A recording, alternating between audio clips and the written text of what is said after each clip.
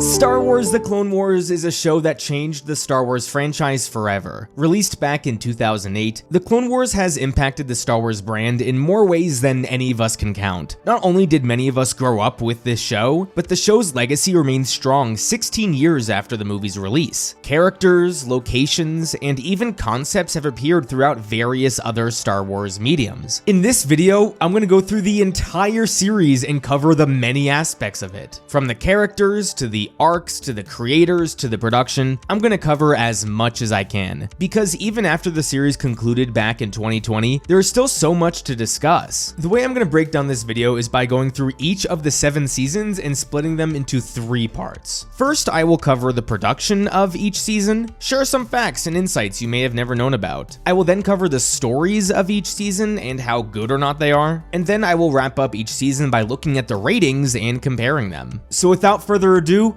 let's travel back in time to 2005 and look at the production of Star Wars: The Clone Wars.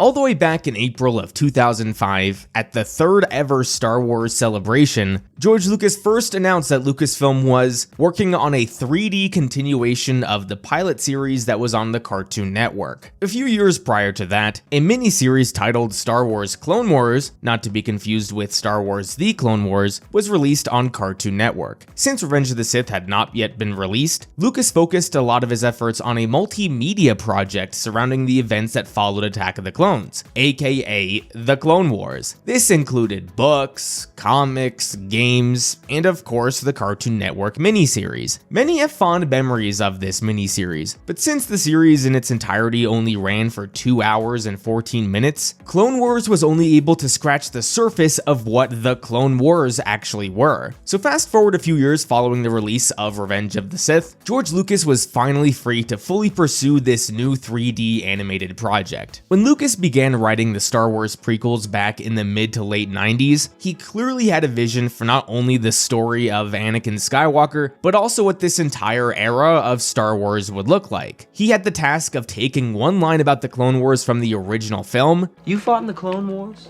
and actually turning the Clone Wars into a war. His vision for this era of Star Wars was so massive that it would simply not be possible to include it all in just a single trilogy. So once the trilogy concluded, it was time to take those ideas out of his head and put them to the big screen, or I guess the small screen. In an interview during the release of the Clone Wars movie in 2008, Lucas spoke about how the Clone Wars was going to focus less on the story of Anakin Skywalker and more on the actual war. And that 3D animation was the perfect medium for all of that. Even though Lucas was in charge, he hired Dave Filoni as the lead showrunner for the series. Filoni began his career working as a storyboard artist and an assistant director on multiple animated shows. King of the Hill, Timo Supremo, and Kim Possible are some of the projects he worked on early in his career. Eventually, Filoni became a lead director on multiple episodes of Avatar: The Last Airbender. Season 1 of Avatar was a major success for Nickelodeon, and because of this success, George Lucas reached out to Filoni to become the showrunner for The Clone Wars. Filoni accepted and production began. Unlike Avatar: The Last Airbender, Star Wars: The Clone Wars would not be a linear show that followed a central group of characters. The Clone Wars would be an anthology series, a show that would follow multiple different characters and multiple different storylines from episode to episode. Because this show's main focus was expanding the story of the Clone Wars, it wouldn't really make sense to follow a single storyline. This gave Lucas and Filoni the freedom to basically tell whatever story they wanted. If they wanted to tell a story about clones in some random mass outpost,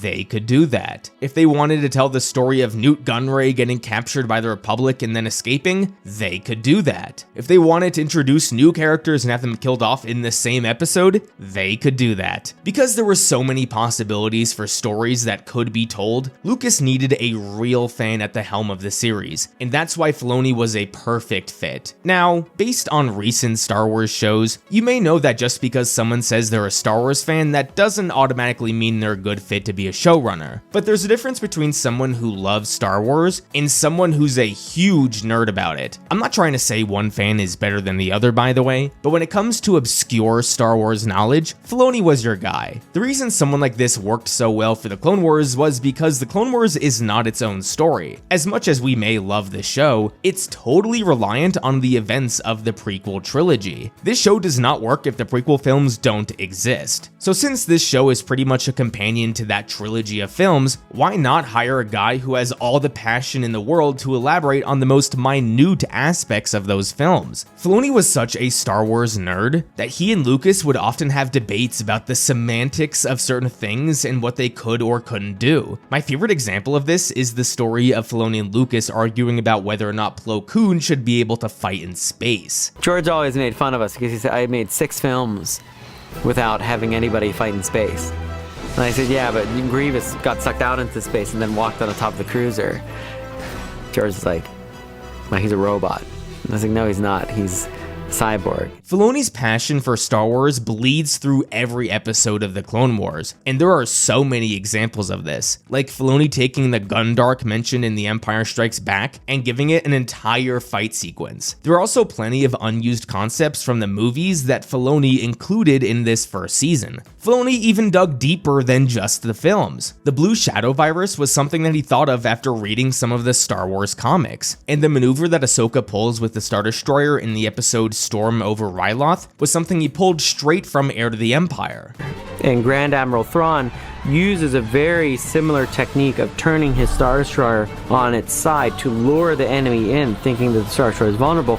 An animated show is perfect for all these little bits of fan service that Filoni included in the show. A live action show like Ahsoka may not be the perfect place for this, but the Clone Wars was. Now, just because Filoni was such a big fan, that doesn't automatically mean everything is going to be great. After seeing the first few episodes, Lucas claimed that the episodes were so good that he had to release them as a theatrically released film. And well, that was a terrible idea. The film was panned critically, and rightfully so. It turns out taking the first few episodes and just making them a movie is not such a good idea. Despite such poor film reviews, however, the film did gross $68 million on a budget of only $8.5 million, so it wasn't a total failure. The critical backlash to the film didn't stop the production of the series, however. On October 3rd, 2008, the first 2 episodes of Season 1 of Star Wars: The Clone Wars were released on Cartoon Network. So, how did the season turn out? Well, let's dive deep into the contents of Season 1, shall we?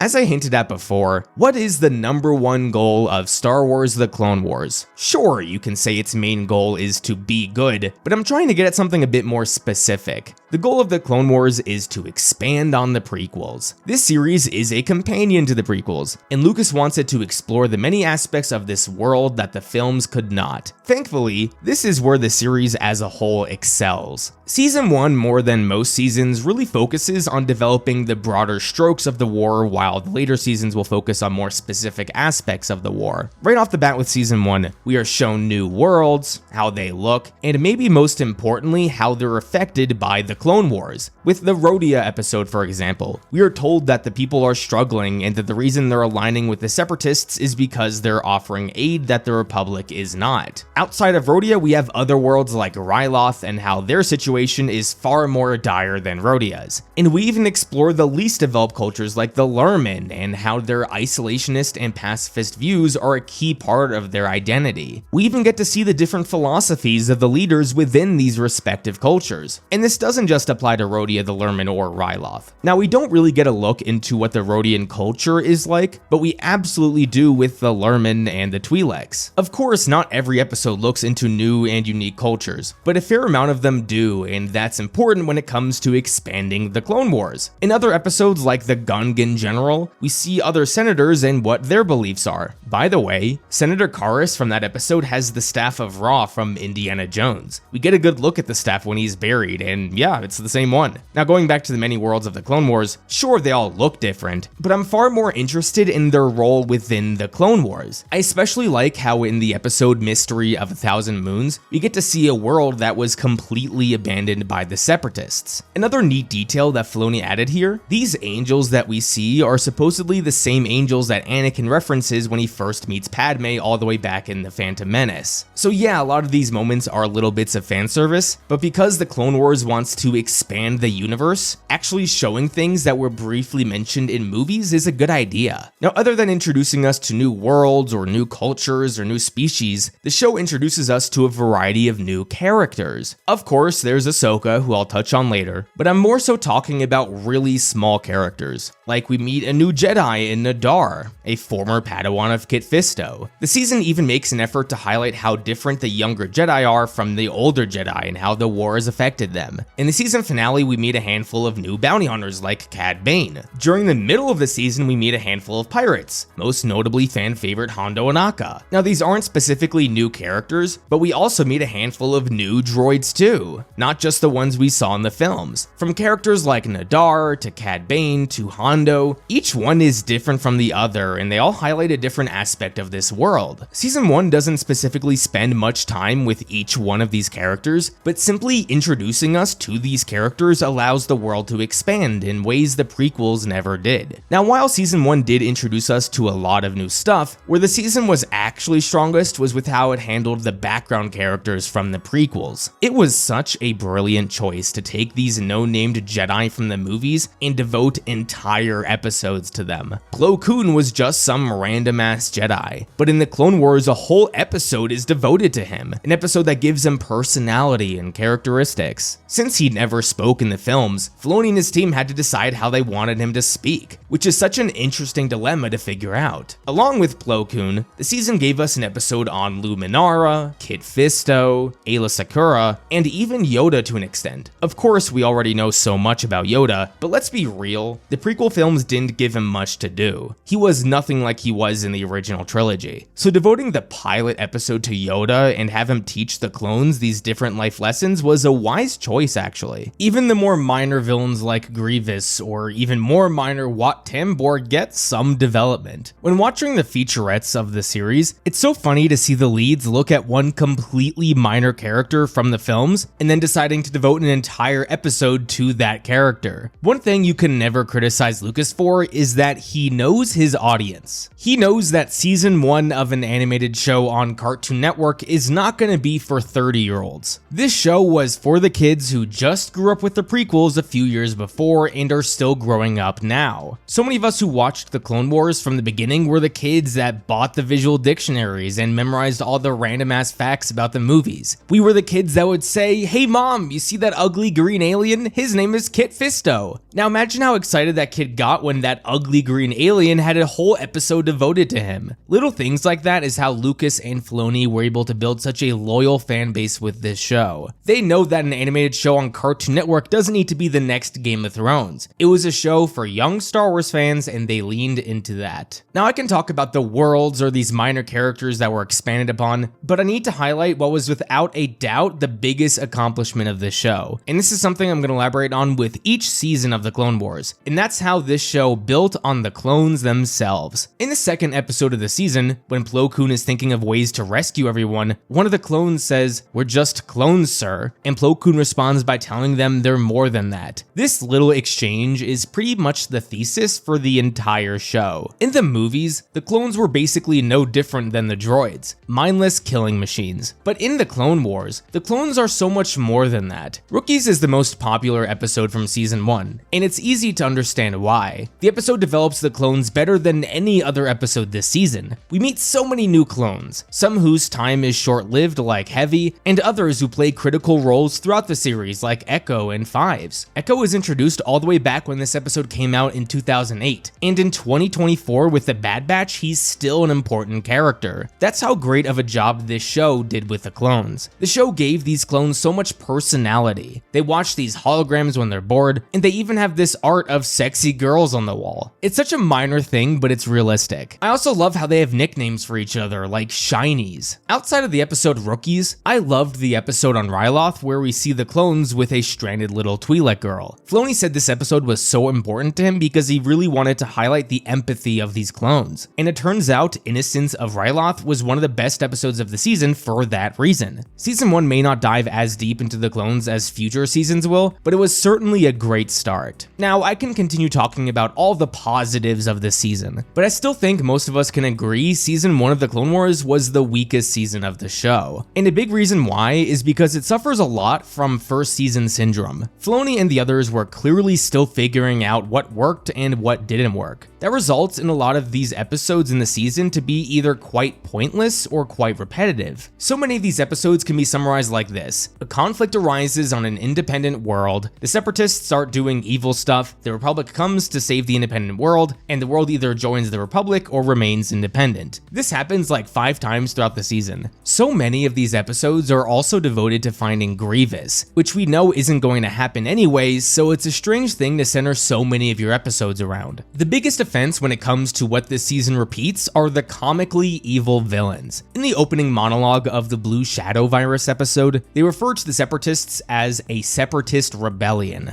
As the Separatist rebellion rages through the galaxy. The whole reason this conflict exists is supposedly because so many systems were tired of the Republic and wanted to secede. That's an interesting dilemma to base a war on. When it comes to the conflict we see in the show, however, at least in this season, all the Separatists are comically evil. Yeah, we already knew Nute Gunray was not a great dude from the movies, but in the show, he's openly evil to the people he's supposedly recruiting to the Separatists. In the episode Defenders of Peace, the main villain Locke Durd creates a weapon that he describes as a weapon that can cause catastrophic destruction, and in order to test that weapon, he wants to wipe out an innocent village. When that doesn't work, he then orders the droids to kill all the villagers anyway. In the Blue Shadow Virus episodes, this scientist wants to create a virus that can wipe out the entire population of a planet. In the Ryloth arc, Wat Tambor is enslaving Twi'leks for his own personal gain. In fact, he's so comically evil that you can see him stealing the Ark of the Covenant, just like the Germans did in a certain World War II movie.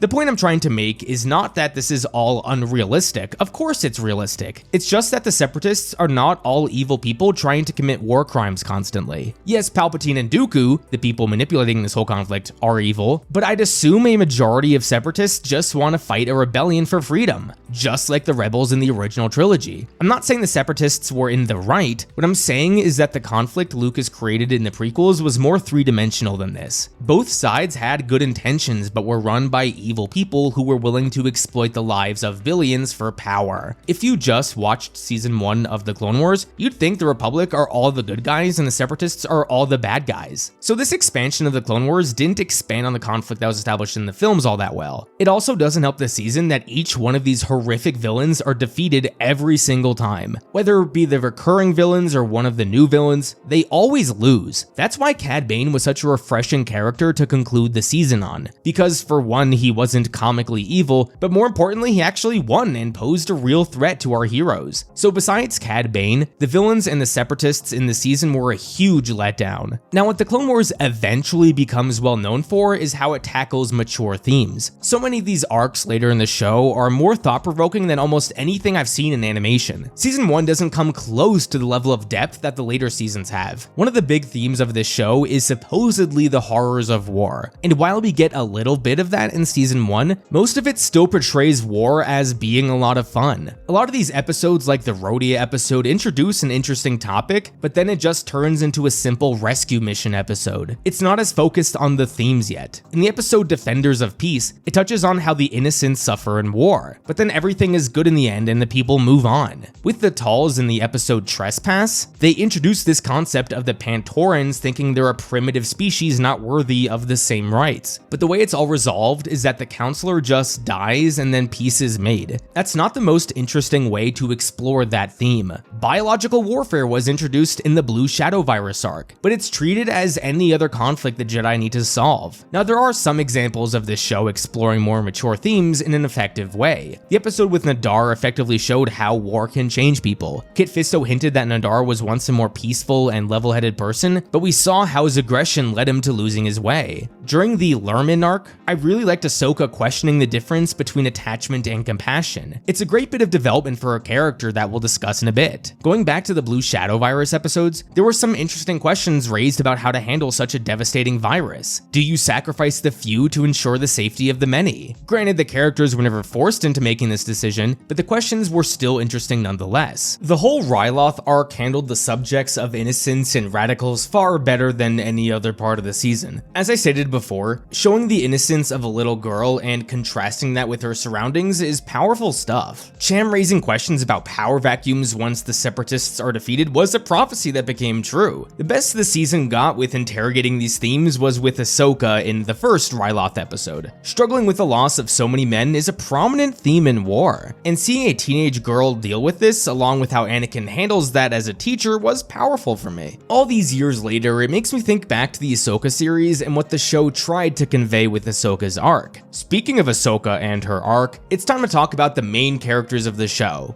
and that's really just Anakin and Ahsoka. It's peculiar that when promoting the show, Lucas put an emphasis on how much he didn't want the show to focus on Anakin, but the show is still largely about Anakin. Ahsoka is arguably the main character, and the biggest part of her story is her relationship with her master. But putting that to the side for the moment, I am mostly pleased with how this show and even this season grew these characters. In the Clone Wars movie, Ahsoka was annoying, and she is a little bit here in season 1, especially during the Battle of the Droids two-parter, but after those episodes, the storytellers do a solid job of getting us to buy into Ahsoka after not liking her initially, and they do this by giving her so many flaws. A lot of these flaws are because she is trying to mirror Anakin. She is brash and impulsive like Anakin. We saw this in her dynamic with Luminara. She makes so many impulsive decisions, some work out and some don't. But what makes us endear Ahsoka is that she's always asking questions, always trying to learn, and even when she does hold her ground, it's not in an arrogant way. And she's also quick to admit she's wrong. I mentioned this earlier, but I loved the moment between her and Aayla Secura where she questions the difference between attachment and compassion, or in the following episode when she questions how these people can refuse to fight for their own safety. These qualities that Ahsoka has can endear us to a person. Ahsoka exudes compassion but also naivety, and that works perfect for a main character in a kids show. The best Ahsoka moments are without a doubt the parts where she is put in command during Storm over Ryloth. We see her being too reckless, but when things go south, we see how much she struggles with this. She loses her confidence, she feels guilty about letting others down, and we see how much the clones matter to her. These are flaws that audiences can latch onto and relate to. Inevitably, Anakin puts his faith in her, and we see how uneasy this makes Ahsoka initially, but she seizes the moment, doesn't run away, and leads her people to victory. This was a great arc to give a season 1 Ahsoka. Ahsoka was put in command, she struggled with it, she suffered the consequences of her actions, and she learned what it really meant to lead. Great arc for Ahsoka and a great rebound from how she was in the movie. When it comes to her counterpart in Anakin, sorry prequel fans, but I love this version of the character so much more than the movie version. Now there are some interesting questions that need to be raised. From a canonical perspective, how can the Anakin from Attack of the Clones turn into this version of Anakin? It's almost as if they're two completely different people, and I get this criticism. If you're someone who relates deeply with the movie version of Anakin, it makes sense why you wouldn't love this version of the character. But how I see it is that Filoni looked at the movie Anakin, took notes on everything that people disliked about him, and vowed to change it in his show. He's a lot less whiny, he's a great leader, he's not a creep, his relationship with Obi-Wan feels real. Show Anakin is a far more engaging character. Certain characteristics like his leadership, his recklessness, his empathy, it's all conveyed so much better in the show. The little moments where Anakin taps into the dark side were handled better here than they were in the movies as well. In Attack of the Clones, it just felt more like a tantrum. During the Blue Shadow virus arc, seeing Anakin tap into the dark side at the thought of losing Padme felt a lot like a younger Vader. The show also does a good job at showing how Anakin is not Superman. He's human too. We see how injured he gets during the Lerman episodes, and even in the season finale, he loses a brief fight with Cad Bane. Now, I'm not saying the films didn't do this. We literally saw Anakin getting barbecued alive. It's just important that the show didn't treat Anakin like a superhero, which they didn't. Anakin's relationship with Obi-Wan was one of my larger criticisms of the movies. That should have been the main focus of the prequel films. The bond between master and apprentice and how devastating it was when Anakin turned to the dark side. But in the first movie, they share maybe 2 scenes together. In the second movie, all they do is complain about each other. And then in the third movie, they spend most of it apart from each other. Getting to actually see Anakin's relationship with Obi-Wan Obi-Wan was so refreshing. The banter the two had when they were captured with Count Dooku was some hilarious stuff. And even seeing how the two handled conflict like in the Pantoran episode was great. Each season continues to build on this relationship, and that's something I'm so grateful for. Now, I will give Clone Wars critics this. It is hard to believe that a few months after Attack of the Clones, the Jedi would give Anakin a Padawan. I love their dynamic, don't get me wrong, I wouldn't trade it for anything, but it is a bit peculiar from a lore perspective. Season 1 did a lot of things well, but also there were a lot of things they needed to improve on. But guess what? They were actually allowed the time to improve. Everyone agrees that the seasons mostly get better as the show progresses, but I can't help but wonder if the Clone Wars would have been cancelled after season 1 if it came out today. We live in a climate where so much is put at stake in the first season, and when it doesn't become the next Breaking Bad, it gets cancelled. Throughout this video, I've referenced the featurettes a lot. Sure, they're fun to watch if you want to learn random facts, but what I found so much more interesting was listening to Filoni and the others talk about their faults and their limitations with this show. They were very open with how they didn't have much of a budget and how they needed to be smart with their money. Some of my favorite examples that they mentioned were how they talked about reusing assets. For example, the airlock,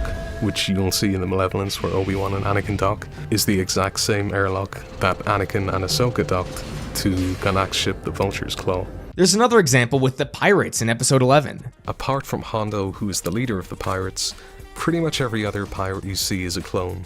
I loved hearing how these guys had to navigate all this. Maybe more importantly, however, when you get to the featurettes about the later episodes in the season, they were able to talk about how they got more resources and how they were able to improve in a lot of areas. They often talk about how the graphics improved as the season progressed. They make a comparison about the crash we see in episode 13 compared to the crash in the movie, and how adding smaller details made the crash feel more impactful. They also mentioned how they added little things like the character's breath on a snow planet. They also spoke about how they had more assets during the Blue Shadow Virus arc, and how that compared to the beginning of the season. All this improvement just happens in the first season alone. Think about how much they improve on the other aspects of the show as the seasons progressed. So, Star Wars The Clone Wars Season 1?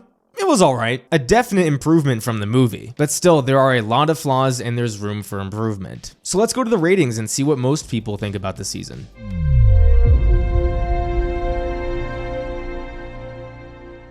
Season 1 received a 69% critic score from 16 reviews on Rotten Tomatoes, along with a 78 audience score from over 1,000 reviews. IMDb doesn't give individual scores for seasons, but if you were to average the 22 episodes from Season 1, you would get a score of roughly 7.35 out of 10. The highest rated episode according to IMDb was Lair of Grievous with an 8 out of 10, and the lowest rated episode was Bombat Jedi with a 6 out of 10. And that's it for Season 1. Let's go back to 2009 and look at the production of Season 2.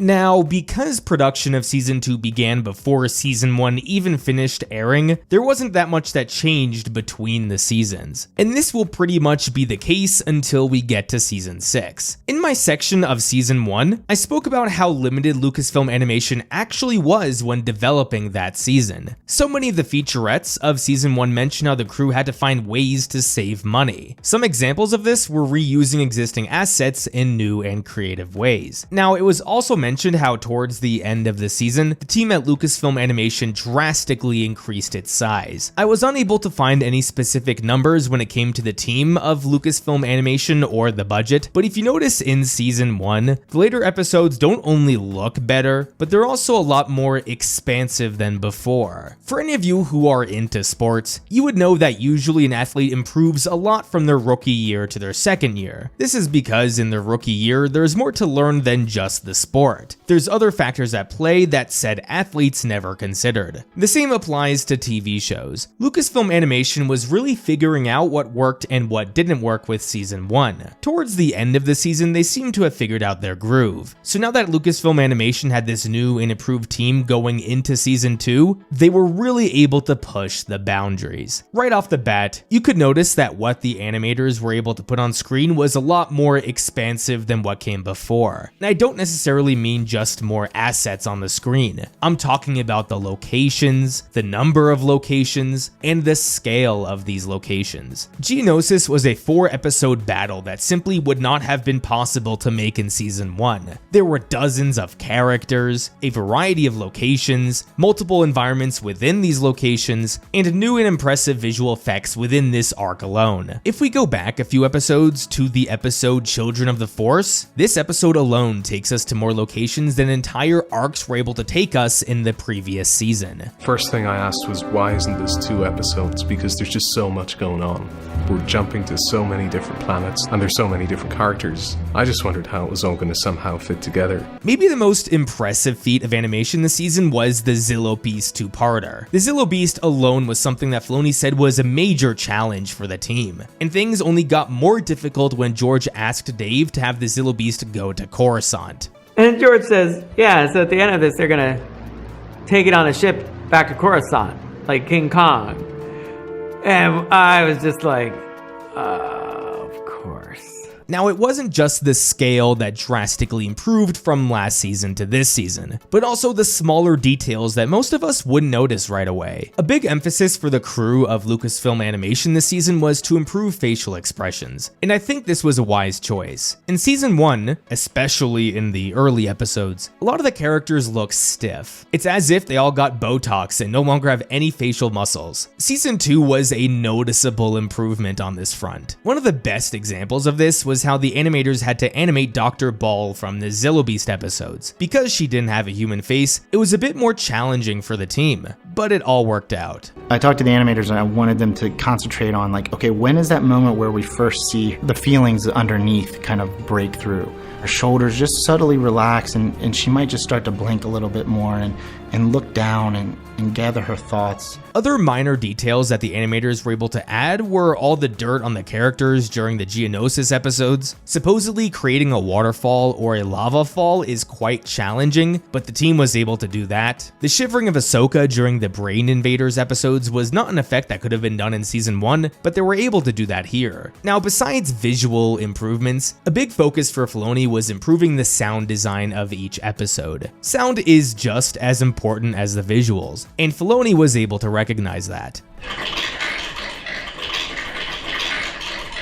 So that's just a bunch of snarls, and they're just kind of pitched and layered on a keyboard and performed in a way to make it sound like it's more vocal. So there are plenty of other visual or sound effects that I can talk about. That's why I highly recommend you guys check out the Clone Wars featurettes when you get the chance. They have a great look into the minds of the crew, along with sharing little details that you would have definitely never noticed. There are even featurettes where Filoni would answer fan questions. That would be so awesome if Lucasfilm did stuff like this today. Outside of production design, where season 2 also made a big shift was how it crafted its arcs. The Clone Wars is well known for having multiple episode arcs that can really expand a story in a way a single episode couldn't. Season 1 had multiple arcs, but season 2 was the first season to have a 4-episode arc. And if you really want to include the Senate spy episode, the Geonosis arc is really 5 episodes. Most of the episodes in season 1 were quite basic. Separatists are doing something bad to some system, and our Republic heroes must stop them. A lot of those arcs had comically evil villains too. None of that is here in season 2. We have an arc involving a bounty hunter trying to steal info. We have conspiracies with the Mandalorians. We have a few episodes that involve attempted political assassinations. There's an episode about training farmers against bounty hunters. There's an arc about a Star Wars version of Godzilla. And the season wraps up with a kid wanting revenge on a Jedi. The only standard Republic vs Separatist arc this season is the Geonosis battle. But even then, that's the Republic invading a Separatist planet rather than the good guy versus bad guy stuff we got in season 1. But it's also not just the types of conflicts we got this season, but the genres as well. We have multiple detective stories, we have a heist episode, we have zombie episodes, there are political thriller episodes, and there's a damn kaiju arc. Filoni spoke about how this season he wanted to capitalize on those arcs and have them be as different as possible. We all know that George Lucas loved making all his movies as different as possible, and Dave Filoni seemed to pick up on that and experiment with the Clone Wars as well. This was one of the most bizarre story meetings I've ever had with George.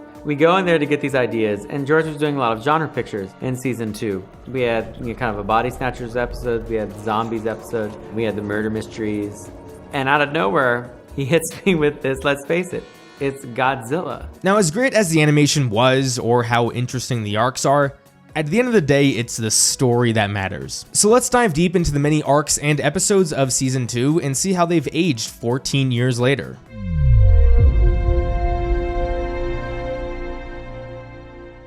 Multiple times throughout my Season 1 section, I stated that the main objective of the Clone Wars was to expand the prequels. Now, Season 1 did this in a lot of ways, but none of them exceeded expectations. It tried a lot of different things. Some episodes focused on theme, some focused on plot, some focused on character, and some focused on nothing at all. Where Season 2 is much different is its consistency with its approach. Season 2, I would argue, is a lot more character-focused than anything else. And of course, that doesn't mean that nothing else was explored, but as you'll see in a second, character was the main focus of this season. Eventually, the Clone Wars gets really good about exploring mature and dark themes, but through Season 2, it hasn't really gotten there yet. Some arcs do tackle some of these issues, like the Zillo Beast arc tackles moral questions about what to do with wildlife, especially when it's endangered. The Deserter episode brings up questions about war and choosing your own destiny, but other arcs missed an opportunity to explore these powerful themes while also maintaining its character development. In the final arc of the season, the one with Boba Fett, there's a lot of discussion around kids and their role in war. At the end of the day, a major theme of this show was how pointless the war all was. So you'd think that the topic of sending kids to war would be discussed a bit more seriously, but that's completely glossed over here. If anything, the episode tries to paint these kids going to war as more of a good thing because they're there to help fight alongside their brothers. This is where later seasons really start to shine, but clearly the story isn't there yet in Season 2. Now, since the season is clearly more focused on the characters, let's discuss the characters. The one who gets the most development this season, I would argue, is Ahsoka. Almost the entirety of the first half of the season includes her in some way. Season 1 gave Ahsoka a lot of qualities that allowed fans to root for her, qualities that were lacking in the Clone Wars movie. Those qualities are still ever present here. There's a handful of moments this season where Ahsoka tries to help someone out and is just told to screw off. It makes us feel bad for her, because no one wants to be yelled at for being kind. Maybe the most underrated aspect of Ahsoka in these episodes is how much adversity she faced. Throughout this season, Ahsoka is constantly put through the ringer and comes out on top. Here are just a handful of things she experienced this season. Almost got blown out of an airlock, chose to sacrifice herself and was buried deep in the ground after an explosion, almost got invaded by zombie worms, almost froze to death, got her lightsaber stolen, and almost got killed by a handful of bounty hunters. And these events only continue on as the series progresses. The reason it is so important that your characters face adversity is because we respect people who can endure through that kind of stuff. I have a take about women in action movies or shows that I want to share. So often the writers want us to believe the women are as capable as the men, but at least physically, the women almost never endure as much. You guys know I'm not one to crap on the sequels, but it's the first example that comes to mind. Rey has a lot of emotional trauma throughout these movies, but physically the worst thing that ever happens to her is that she gets a cut on the arm by a Praetorian guard. Yeah, I know she dies, but that was because of Force semantics, not because she was killed. Meanwhile, through all these movies, her counterparts in Finn and Kylo Ren get beaten up constantly. I am not trying to say that I want to see women get beaten up. Please don't interpret my message that way. What I am trying to say is that when the story shows us that both the men and the women can get the shit kicked out of them and that they'll both be okay, then we actually believe the writers when they say the women are as capable as the men. However, when you watch a series of films where all the men get beaten up but never the women, it at least leads me to believe the writers don't actually think the women can handle that type of violence. I recently watched Arcane for the first time, and the women in that show get beaten up to high hell. No one questions how tough Vi or Jinx are. In The Legend of Korra, there's an entire arc about Korra getting beaten up so badly that she was put in a wheelchair and needed 3 years to recover. You may not like the show, but no one can question how tough Korra is. Ahsoka belongs in this category as well. Mind you, Ahsoka in the beginning of the Clone Wars is only 14 years old, yet she almost dies a handful of times. Some of us may dislike Ahsoka, but none of us can question how tough she is. Season 2 2 a lot more than Season 1 really emphasizes this. Now, of course, making a character tough is not the only way to develop someone. What Season 2 does a lot of is foil Ahsoka with other characters. And of course, the major one is Anakin. Almost every time Anakin gives Ahsoka a lesson, it's a great scene. There's also a scene where Ahsoka gives Anakin a lesson. The scene where she tells Anakin patience instead of chasing after Cad Bane. Ahsoka is a young girl who needs a lot of guidance in her life, so seeing her learn from Anakin is great stuff, especially since these lessons are usually something kids watching the show can learn as well. The best example of this was at the end of the Brain Invaders episode. Ahsoka had just been through an entire Geonosis battle where she almost died, and then just survived a bunch of zombies and almost froze to death. After this all happens, Ahsoka asks Anakin if she had done the right thing in letting Barriss live, and Anakin reassures her of her decision and everything that she had just been through. Filoni spoke about this moment specifically in one of the featurettes and why it was so important to him.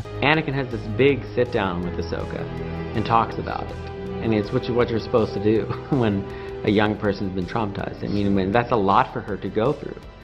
And I think that you need to see that. The kids need to see that, yes, there are, scary things out there. Yes, there are things that are going to challenge you. Filoni was wise to put character first in this episode, and it definitely pays off in the long run. Now, of course, not everything with Ahsoka is her learning something. Her banter with Anakin is perfect. For one, the 2 counting kills reminds me of Legolas and Gimli, and a comparison to those 2 is always a good thing. But more importantly than that, we see how the 2 butt heads a lot. No relationship is perfect, and neither is theirs. But the foil between them and Luminara and Barriss highlighted the 2's weaknesses, but also their strengths. Barriss is the perfectly well-trained Padawan. She listens to her master, and they never fight. This is obviously not like Ahsoka and Anakin, but when the 2 are trapped under all that rubble, it's Ahsoka's resilience that she learned from her master that saves them. Ahsoka and Anakin are certainly a peculiar pair, but they're also a really well-developed one. This leads me to Anakin. I continue to find it so baffling that Lucas said he didn't want this show to focus on Anakin all that much, because he gets so much development. Season 1 touched on this a bit, but Season 2 definitely highlights how emotional Anakin can get when it comes to the people he cares about. Of course, we see how dangerous he becomes when people he loves are in danger. This happens in the beginning when Cad Bane captures Ahsoka, but it was highlighted in a more effective way in the Geonosis arc. Seeing Anakin lose his mind at the thought of Ahsoka dying is a perfect way to develop his character. Contrasting Anakin with Luminara and how their views on loss differ just shows how flawed Anakin is. The only way the movies were able to highlight this characteristic of Anakin was with Padme and his mother, but because Padme's relationship with Anakin was so cringe, it was hard to buy into him turning to the dark side. Here we get a lot of that development with Ahsoka. This guy here I can totally buy would turn to the dark side to save his wife. Speaking of his wife, we see a bit of marriage struggles between Anakin and Padme. Anakin being overprotective of her is perfectly in character, but also him being jealous shows his insecurities, which someone like Anakin would realistically have. Anyone who has attachment issues usually exhibits insecure traits as well. What the storytellers did with Anakin this season was really smart. Now, I want to transition to Obi-Wan. I have a hot take about Obi-Wan. I never loved him as a character. Sure, he's funny and he's iconic, but he never had any real depth to him. Everything he does in these movies is because he made a promise to someone. He only agreed to train Anakin because Qui-Gon asked him to, not because of any personal reason. And then when Obi-Wan looks after Luke, it's because he promised Yoda he would, not because of any real personal desire. Now, the Obi-Wan show tries to tie his guilt over what happened with Anakin to his relationship with Luke. That was something I actually really liked, but that wasn't conveyed much in the prequels. Season 2 of The Clone Wars spends a whole arc developing Obi-Wan's relationship with Satine, a woman he supposedly loved at some point. The banter the two had with each other is just as funny as Obi-Wan's banter with Anakin. I love the teasing Anakin does towards Obi-Wan. It must make himself feel better about his love for Padme knowing his master, the perfect Jedi, once loved someone too. I think people criminally underrate how big of a moment it was when he told Satine he would have left the Order for her. Obi-Wan's entire character is being the perfect Jedi. To have the revelation that he would have left the Order for someone is a big deal. Honestly, Obi-Wan and Satine's relationship was probably the most character development we had ever gotten for Obi-Wan up to this point, and it's all great. I love the development of Ahsoka, and Anakin and Obi-Wan. But if you know me, you would know the development I found to be the most impressive in the entire series was everything to do with the clones. Filoni made a great point about how he wanted to develop the clones in this show. He stated that he wanted a lot of kids watching the show to relate with their individuality. A big issue kids struggle with is standing out and learning their place in everything. Having the clones put such an emphasis on standing out and having their own identity was a perfect way to tie in this theme.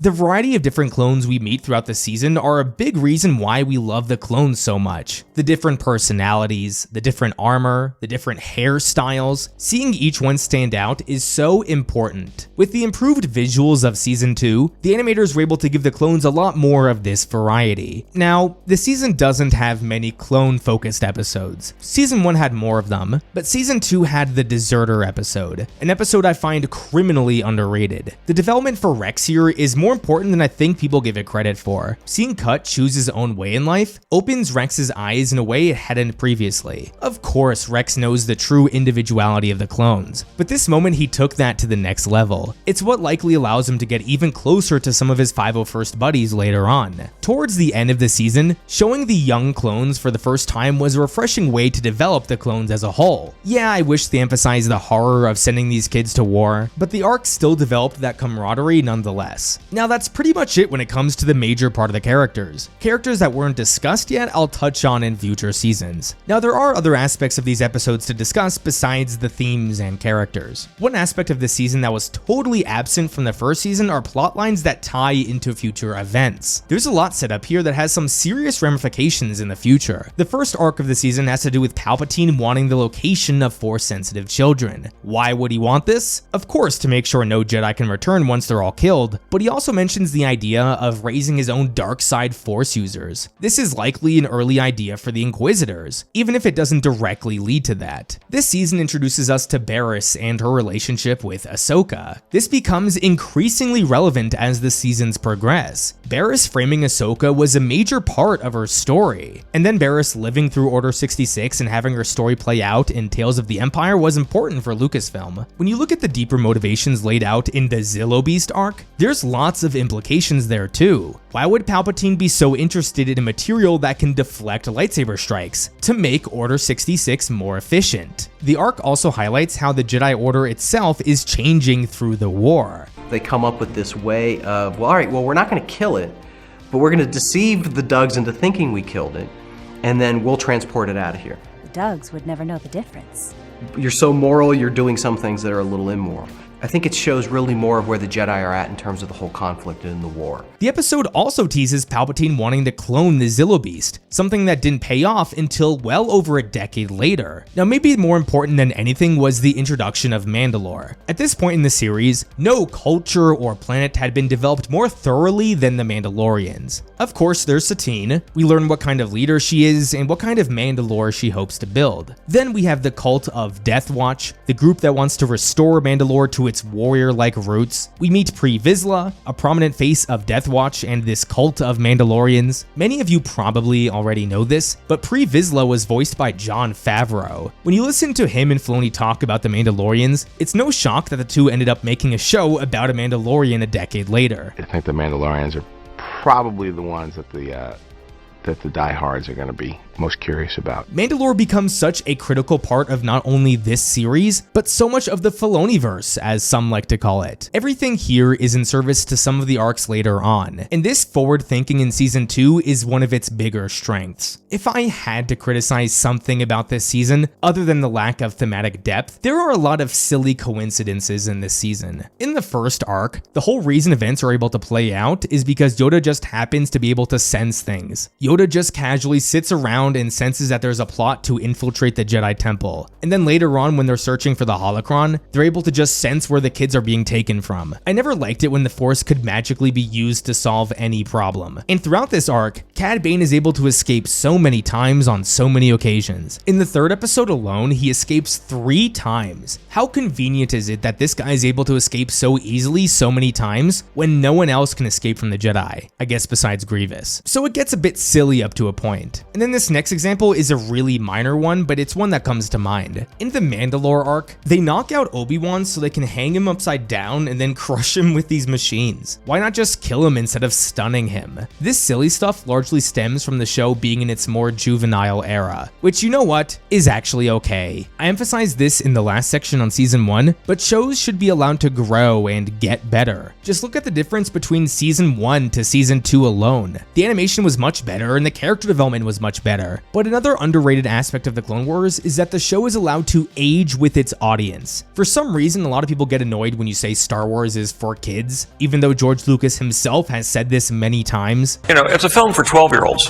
Whenever I say the Clone Wars is a kids show, people again freak out and play clips of all the violence, especially the clip of Ahsoka decapitating a handful of Mandalorians. You'll notice that no one ever plays a clip from season 1 of the show for being too dark for kids. That's because Lucas and Filoni realized that they want the show to age with its audience. If you were 10 years old when season 1 came out, that means you were 15 when season 6 came out. No 15-year-old wants to watch a show for 10-year-olds, but because the Clone Wars was allowed to grow, it aged with its initial audience. It's what I call the Harry Potter effect, starting a story that is clearly for kids, but allowing said story to mature over time. And even in season 2, it gets a little bit darker. We see this one Jedi getting tortured to death. That's pretty dark. This is why it's so important that you let your shows last longer than one season. Don't bet your entire studio on the success of season 1. Season 1 should be the worst season of your series because you want it to get better. This is a big issue that I have with the streaming market these days, especially in regards to Netflix, canceling shows too early right as they were about to get good. Yeah, I get a big part of it has to do with viewership and ratings, but if you don't invest $230 million into the first season of your show, then you're not going to go bankrupt when viewership is a bit lackluster. Star Wars: The Clone Wars was allowed to grow, and because of that, season 2 was a significant improvement over season 1. But that's just what I think. Let's see what the ratings have to say.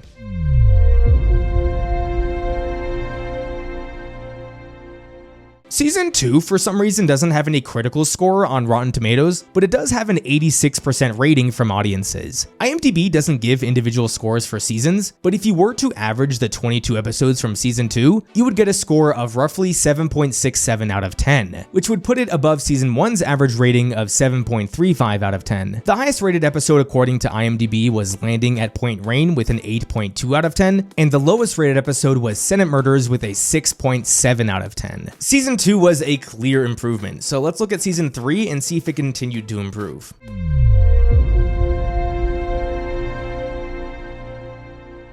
At this point, with the crew behind the Clone Wars, the team was pretty much solidified with their process. Season 1 was the season where the team learned the in and outs. Season 2 was using what they learned and taking it to the next level. So with all that experience, season 3 was the season to really experiment with out-of-the-box ideas. The big theme of this season from Dave Filoni was wanting to try new things. That's what Star Wars should be. You know, we shouldn't just be doing what we've seen before. Now, trying new things is pretty vague. Where this does apply, however, is with the types of conflicts this season explores. Season 1 was mostly about separatist versus Republic battles. Season 2 had some of that, but it's still largely centered around what the Jedi and the Republic were up to. Season 3's conflicts are all over the place. And I mean this in a good way because this show is an anthology series. Season 3, way more than the previous 2 seasons, really takes advantage of what it means to be an anthology series. Of course, we have some standard Republic versus Separatist episodes like the ARC Troopers episode, and of course we have the standard Jedi missions like the Citadel arc. But in season 3, we now have arcs about the Hutt crime syndicate and how they are affecting the war. We spend 3 episodes focused on the Night Sisters and Asajj Ventress's quest for revenge against the Sith. We have entire episodes devoted to political corruption and how these banking clans are undermining democracy. We have 2 episodes about Trandoshans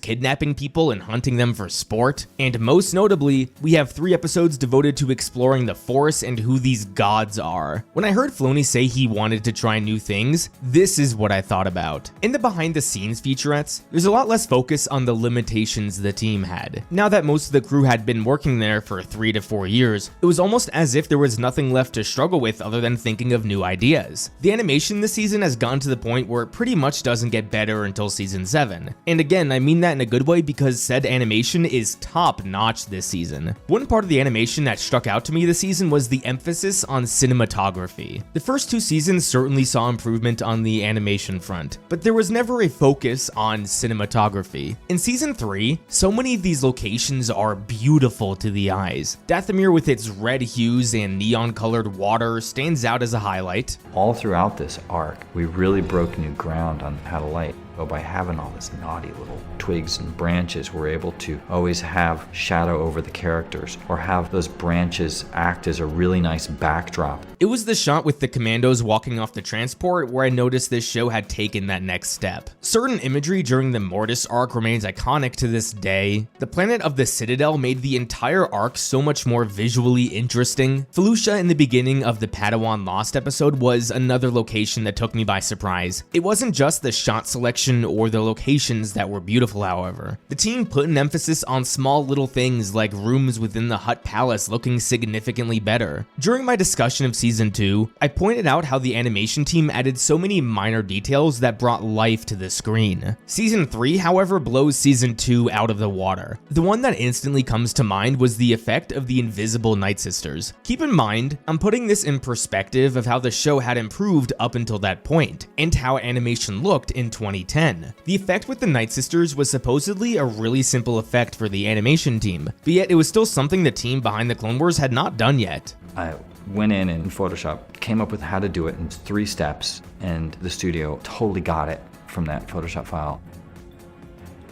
I have that snapshot on my computer, and it just always just reminds me that it can just be that simple. During this same arc, I couldn't stop noticing the detail of half of Savage's face being all beaten up. In Season 2, the animators spoke about the challenges of creating lava during the Mustafar episode. Here during the Citadel episode, it looks leagues better. An aspect of the animation that I have not spoken about at all yet is the choreography. The fights in the early seasons of the show feel blocky. They're nowhere near as smooth as the fights we saw in the movies, but comparing Season 3 to Season 1, it's, again, another noticeable improvement. The Night Sister episodes with Savage stood out to me in particular, especially with how brutal Savage was. The animators captured that perfectly. Now, there's another topic I've yet to discuss during my discussion of the series, and it's a pretty big topic I cannot ignore anymore, and that's the chronology of these episodes. The Clone Wars is infamous for having a good chunk of its early episodes out of order. You can go to StarWars.com and see an official list of all the episodes in chronological order. With seasons 1 and 2, it's mostly in the right order, but season 3 is where it all goes to whack. Episode 1 and episode 3 actually take place fairly early in the series, even before most season 1 episodes. There's a stretch of episodes midway through the season that are all out of whack. In some instances, the shift in the chronology works, but in most instances it doesn't. The strongest example of this working would be with the Domino Squad. People loved the episode Rookies from season 1, so Lucas thought of the idea to explore the training of this team and how they ended up on the Rishi moon. So going back in time to show us how Fives and Echo came to be, and then in the next episode showing them in the present, was an effective way to shift the chronology. When the first episode began, we knew this was a flashback episode and we understood its purpose. An example where it didn't work was with the whole Cad Bane and Zero the Hutt arc. So we all remember the season 1 finale of Cad Bane rescuing Zero. When we get to season 3 episode 8 Evil Plans, it turns out we are seeing the origins of how Cad Bane got the plans to the Republic Senate Chamber, and this episode involved R2 and 3PO wandering about. Then the next episode after this shows a follow-up on Zero going back into Hutt space. I remember talking to a friend who was watching the Clone Wars for the first time, and he got so confused by this whole arc. It seems strange to mess with the chronology of this show to elaborate on this plotline of all things. I couldn't find an explanation online why Filoni or Lucas were so open with the chronology. That's it with the discussion of the production of season 3. Well, let's dive deep into the 22 episodes and see how they all hold up.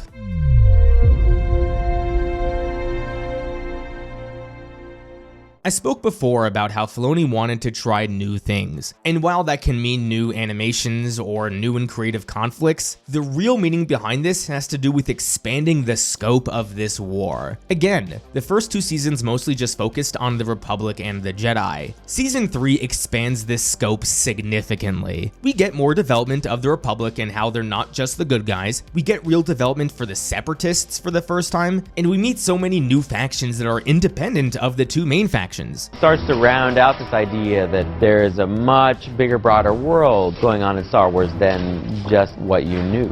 Let's look at the Republic and the Separatists first. With the Republic, this season really highlights how corrupt this government was. I'll talk about the corruption in a bit, but what we get throughout a lot of these Padme episodes expands our understanding of the Republic in ways that the prequel films could only dream of. You would never know how influential the banking clans were to the Republic until this season. The introduction of Tarkin was a really smart way to add some moral complexity to the Republic. We know Tarkin as the evil dude from A New Hope, so to see him on the good guys while maintaining a bit of that sinister personality leaves the audience questioning who they should root for. It's the earliest bit of foreshadowing that the Republic becomes the Empire, and it was a reminder that the Empire was more than just Palpatine declaring himself Emperor. The reason people like Tarkin gained such favor with Palpatine was because Palpatine knew they would be a great fit in his new empire. It was subtle but effective. Season 3 was also the first time we got a true look at the Separatists. My biggest issue with Season 1 was the comically evil villains. That season had nothing to do with exploring people who were sick of the Republic corruption and wanted to secede. This episode not only squashes those issues I had, but it does so by literally taking us to the heart of the Confederacy. Maybe it's just because we only get one scene of the Separatists, but their democracy seems a lot more functional than the Republic's. Showing real Separatists and not the comically evil villains like Locke Durd is something that takes this show to the next level for me, especially as a big Star Wars fan. Let's look at the Hutt Syndicate. We've seen a good amount from the Hutts here and there. They were referenced quite a bit in the original trilogy. They were kinda present in The Phantom Menace, and we'd seen Jabba in the Clone Wars movie, but this arc with the Hutts was the first time that we truly learned how big this syndicate was. For one, there are a multitude of different Hutts, and I don't just mean Jabba's son or Zero. There's an entire Hutt council where decisions are made, and I love how all the Hutts look different too. We explore Nal Hutta, the homeworld of the Hutts, and we see a bit of how they operate. The other out there groups of people we learned about were the Night Sisters. There was a lot more effective world building here than with the Hutts. We understand a fair amount of their society. They're a matriarchal system that uses men as weapons more than anything. The lore and the magic of what the Night Sisters can do and how it contrasts with the Force was certainly intriguing. These Night Sisters are a leagues better example of a witch coven compared to what we saw in The Acolyte. In that show, it was just a bunch of women talking about the Force in a unique way. Here we have a whole different species of women, and their magic is vastly different from the Force. As a viewer, it's more interesting to see these new cultures and species compared to the ordinary women who hide in the mountain and use the Force. It's also interesting how what was established here is still being carried out in the Ahsoka series. Thrawn is trying to build an army of zombies, and I'm curious to see where that goes and how it connects to this arc. The other big part of the Night Sister arc this season was the Sith. You don't know how much I enjoyed seeing Sith training. We had never gotten a hint of this elsewhere. I know there are some examples in the books that are quite good, but I'm talking about stuff that's on the screen. It was a major missed opportunity for the sequels to not explore Kylo and Snoke's training after Snoke said, "It's time to complete your training" at the end of The Force Awakens. I've always wondered how a Sith master would recruit their apprentice too. The Sith are a really secret order. You don't want to just hand out flyers and hope people sign up. So seeing the process of Dooku going to the Night Sisters for potential candidates was the world building I love to see. For this arc, it was a big focus to mirror Savage's training to Luke's training from The Empire Strikes Back. And that was a great way to highlight how different the Sith truly are from the Jedi. Savage is just a brute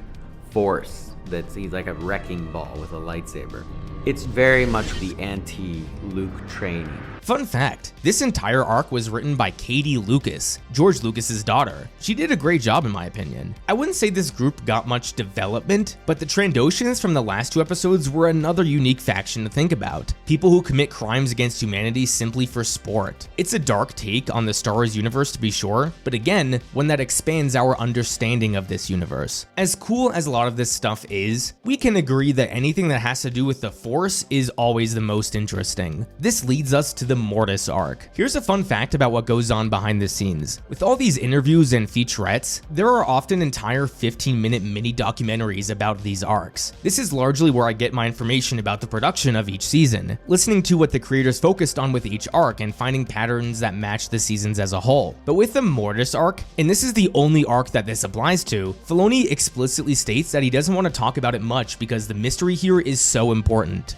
We should really not answer directly a lot of the questions about Mortis. We have answers to those questions for sure, but if I answer directly what something is, I feel that I'll be robbing you of the purpose of that arc, which is to make you wonder. It's to make you challenge certain ideas, to ask questions. I wish Lucas took this approach when he thought about explaining midichlorians. So much of what happens here is incredibly vague. What does Anakin being the chosen one really mean? What was the son's end goal? Where did the gods come from? In most instances of world building, I don't like things being left to the imagination. Like if Lucas told me the Republic is corrupt and the proof is in your imagination, I really wouldn't like that. But when it comes to magic, especially a magic system like the Force, honestly, the less I know, the better. It goes without saying that 13 years later, we are still asking these same questions, especially in regards to whatever Baylan is searching for. I love how seriously Filoni and the writers took this arc when it came to exploring the Force, because the lore of the Force really should be treated with the utmost respect. For example, there was an early scene in this arc where the son would make contact with Darth Bane and Darth Revan. As cool as that would have been, Filoni and Lucas realized including this just doesn't match the rules of the Force and the Sith, so ultimately the scenes were scrapped. Season 3 of the Clone Wars expanded this war and this universe as a whole far more than the first 2 seasons. Some of it was more interesting than others, to be sure, but each and every one added something to this universe, and that's what an anthology series should do. So we've spoken about the world building of this season, let's now discuss the themes. Seasons 1 and 2 barely focused on the mature themes this show eventually became known for. Season 1 did a little bit, but not too much in depth. Season 2 decided to focus a lot more on character than it did theme. Season 3 mostly focuses on one theme, but it does so exceptionally, and that's political corruption. There's even an episode just called Corruption. I want to go through the list of political violence we see in this season alone. Chairman Papanoida's daughters are captured by the Trade Federation in an effort to quell the resistance to their blockade. The Prime Minister of Mandalore seeks to overthrow the Duchess so he can continue his dealings with the black market. In order to stop a vote for peace talks and paint said peace talks as an attempt to weaken the Republic, there is a bombing of the energy plant that forces the Senate to continue the war. The banking clan attempts to assassinate multiple senators that oppose the war because if the war keeps going, then the banks keep profiting. And then to wrap it all up, there's an attempt to kidnap King Katuko, but he gets his neck snapped in the process. This moment felt like a message from the writers. Do you guys remember that goofy looking Toydarian from the first episode when the show was so innocent? Yeah, we're gonna have his neck brutally snapped by a Sith in training. This season goes all out on how dirty this war really was. All these conflicts are so much more interesting than Lock Durd creating a super weapon or Nuvo Vindi creating a virus capable of mass genocide. Now, of course, political violence isn't the only way to show corruption. I like the scenes of Ahsoka teaching the Mandalorian kids about corruption. The irony of the Jedi teaching about the dangers of corruption was not lost on me. Also, taking the time to show us how these corporations influence politics was a much more effective way of showing corruption compared to the multitude of political violence we saw. I do want to levy one criticism towards the politics of the Clone Wars, however, and that's how it portrays the status of the war. At this point in the series, we've seen many different battles and many different political conflicts. Since our heroes win almost every time, you'd think that the Republic is winning the war, but according to Padme, this isn't the case. During the Mandalore episode, Padme says the war isn't going well for the Republic, and this is a sentiment that is repeated a few episodes later when the Senate votes on increasing clone production. The Clone Wars shows a lot of the Clone Wars, but it doesn't illustrate at all what the status of the war is. Who's winning?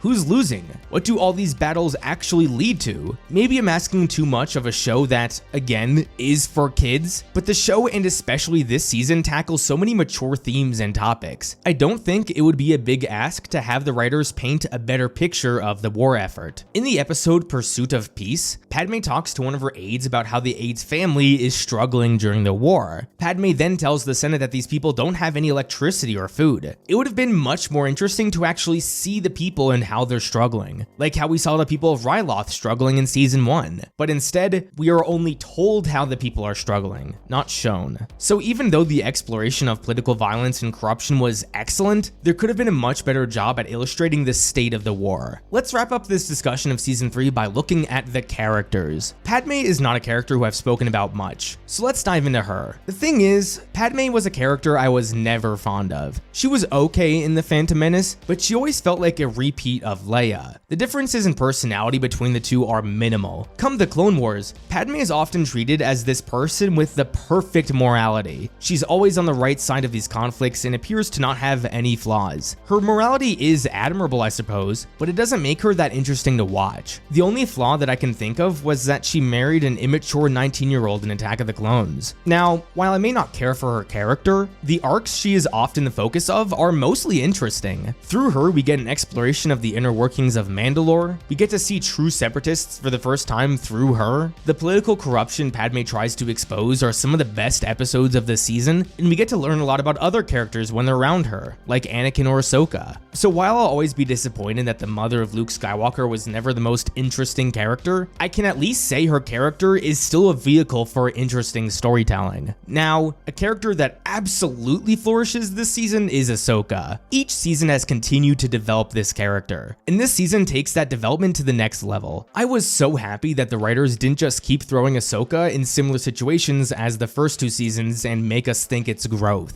A theme of season 3 I have emphasized so heavily is widening the scope of the war. So when it comes to Ahsoka, the writers want to widen her view of the war as well as widening her view of what it means to become a Jedi. A big focus for Ahsoka this season is becoming more independent from Anakin. She is often put in situations where she needs to lead and figure things out without her master. Her first significant episode this season is episode 6, The Academy, where she is brought to Mandalore to teach Mandalorian kids about corruption. And when some of these kids come to her for help, she then has to lead these kids in stopping that corruption. This was a situation that we had not seen Ahsoka in before. During the Ryloth arc in season 1, Ahsoka was certainly uncomfortable being in a position of authority, and that was only brief. Having her be comfortable with it here shows the progression of her character. The better example of this is the final arc of the season where she gets captured by the Trandoshans. I love how the story makes it a point that Anakin cannot come help her, and that if she's going to escape, she has to figure it out on her own. It is Ahsoka who brings hope to these hopeless kids and ends up leading the plan to set themselves free. Filoni definitely knew at this point what his endgame was with Ahsoka, and that was her leading a siege on Mandalore and surviving Order 66. In order for us to believe that can happen, he needs to show Ahsoka learning how to become a leader, and he absolutely does that in season 3. Now, while these are examples of her thriving in positions of leadership, she's not always comfortable with it. In the episode Assassin, Ahsoka struggles to interpret her visions about Padme's assassination attempts. Anakin is not present for most of the episode, so she is forced to figure out her visions largely on her own. There's this great scene between Ahsoka and Padme where Ahsoka expresses her insecurities about this, and Padme helps give her confidence. This is how you develop a character properly. You tell the audience you want said character to develop a trait. You then show us where that character excels, but also show us where their insecurities are and what their flaws are. Then through the character learning about their flaws, they improve and develop said characteristics. That's what Ahsoka goes through in season 3. It certainly isn't a coincidence that after this moment in season 3, she gets her first major outfit change of the series. Outfit changes are often an indicator of change in Star Wars, and with Ahsoka, it shows us how she is maturing. So Ahsoka absolutely succeeds in a lot of her goals this season, but it's arguable she struggles more often than she succeeds. When she's helping the Mandalorian kids, her initial plan fails and she's forced to adapt. When she's protecting Padme, she makes mistakes a few times before she's able to successfully thwart that assassination attempt. During the Citadel arc, it was her impulsiveness and insecurity about being left out that led her to join the mission, and during said mission she was unprepared, which led to some hiccups. And during the final arc of the season, it was her arrogance in herself that led to her initial capture. During the episode where she and Padme go to Raxus, Ahsoka struggles with understanding the complexities of the war she's fighting in. When she asks questions to Mina Bonteri, she comes across as someone who frankly doesn't know what she's talking about. I thought it was such a brilliant idea to foil her with Lux in this episode. For one, the two are absolutely cute together, but also Filoni wants Ahsoka to get to the point where she willingly walks away from the Jedi Order, then he needs Ahsoka to realize the faults within the Jedi and the Republic. So this episode doesn't do much, but it does plant those seeds in Ahsoka's mind that not everything is black and white. When I spoke about Ahsoka during my discussion of Season 2, I talked about how admirable Ahsoka's ability to endure was. Season 3 applies that same concept not just Ahsoka's physical challenges, but the mental challenges as well. When it comes to Anakin, a big focus for him this season was how much alike he and Ahsoka are becoming. Ahsoka improvises a lot this season, like her master. She doesn't listen to orders, like her master. And the most glaring example of this was when Ahsoka said she was able to survive because of Anakin's training. This moment here was probably the highlight of the season. No moment brought brought these two closer to me than Ahsoka saying the only reason she was able to survive was because of everything her master taught her. Moments like this make Anakin's fall to the dark side that much more tragic, and that is always a good thing. We get some development for Ventress this season. Sure, we get to see her past and we see her wanting revenge against Dooku, but that's kind of it. The arc is a lot more interesting when it comes to developing the Night Sisters as a whole rather than just Ventress, but I still appreciate the writers developing her nonetheless. As I've said multiple times in this series, and as I'll continue to say, the most impressive feat the show accomplishes is developing the clones. Season 3 begins with us showing the Domino Squad and their struggles with becoming soldiers. Where these episodes really shine is with 99. He was the perfect character to introduce this season, even if it was for only 2 episodes. 99 is not just there to teach his brothers valuable lessons, but he's also there to provide a certain perspective that is easily lost.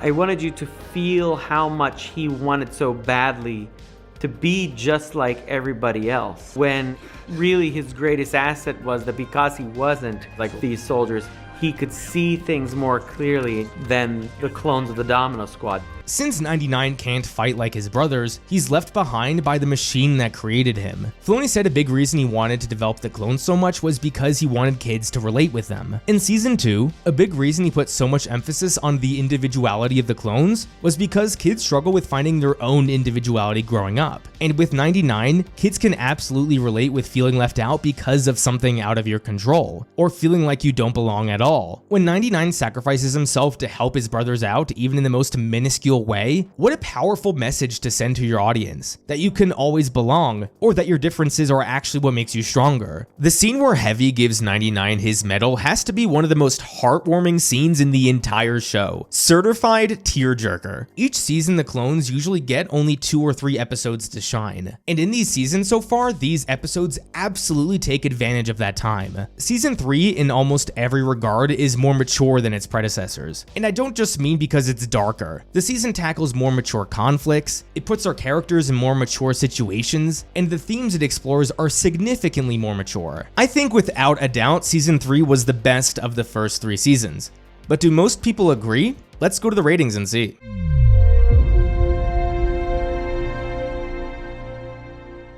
Season 3 actually managed to get a 100% critic score on Rotten Tomatoes, but only from 5 reviews. It did, however, get a 93% score from audiences, a 7% jump from Season 2. IMDb doesn't give individual scores for the seasons, but if you were to average the 22 episodes from Season 3, you would get a score of roughly 7.8 out of 10, which would put it above Season 1 and Season 2's average ratings. The highest rated episode according to IMDb was Witches of the Mist with an 8.9 out of 10, and the lowest rated episode was Evil Plans with a 6.2 out of 10. Many say Season 4 is the season where the Clone Wars really got good. So let's dive deep into the production of Season 4. But before continuing on with the rest of this video, only 23.3% of my viewers are subscribed to this channel. So if you're enjoying this video, please consider subscribing for more content like this. Thank you.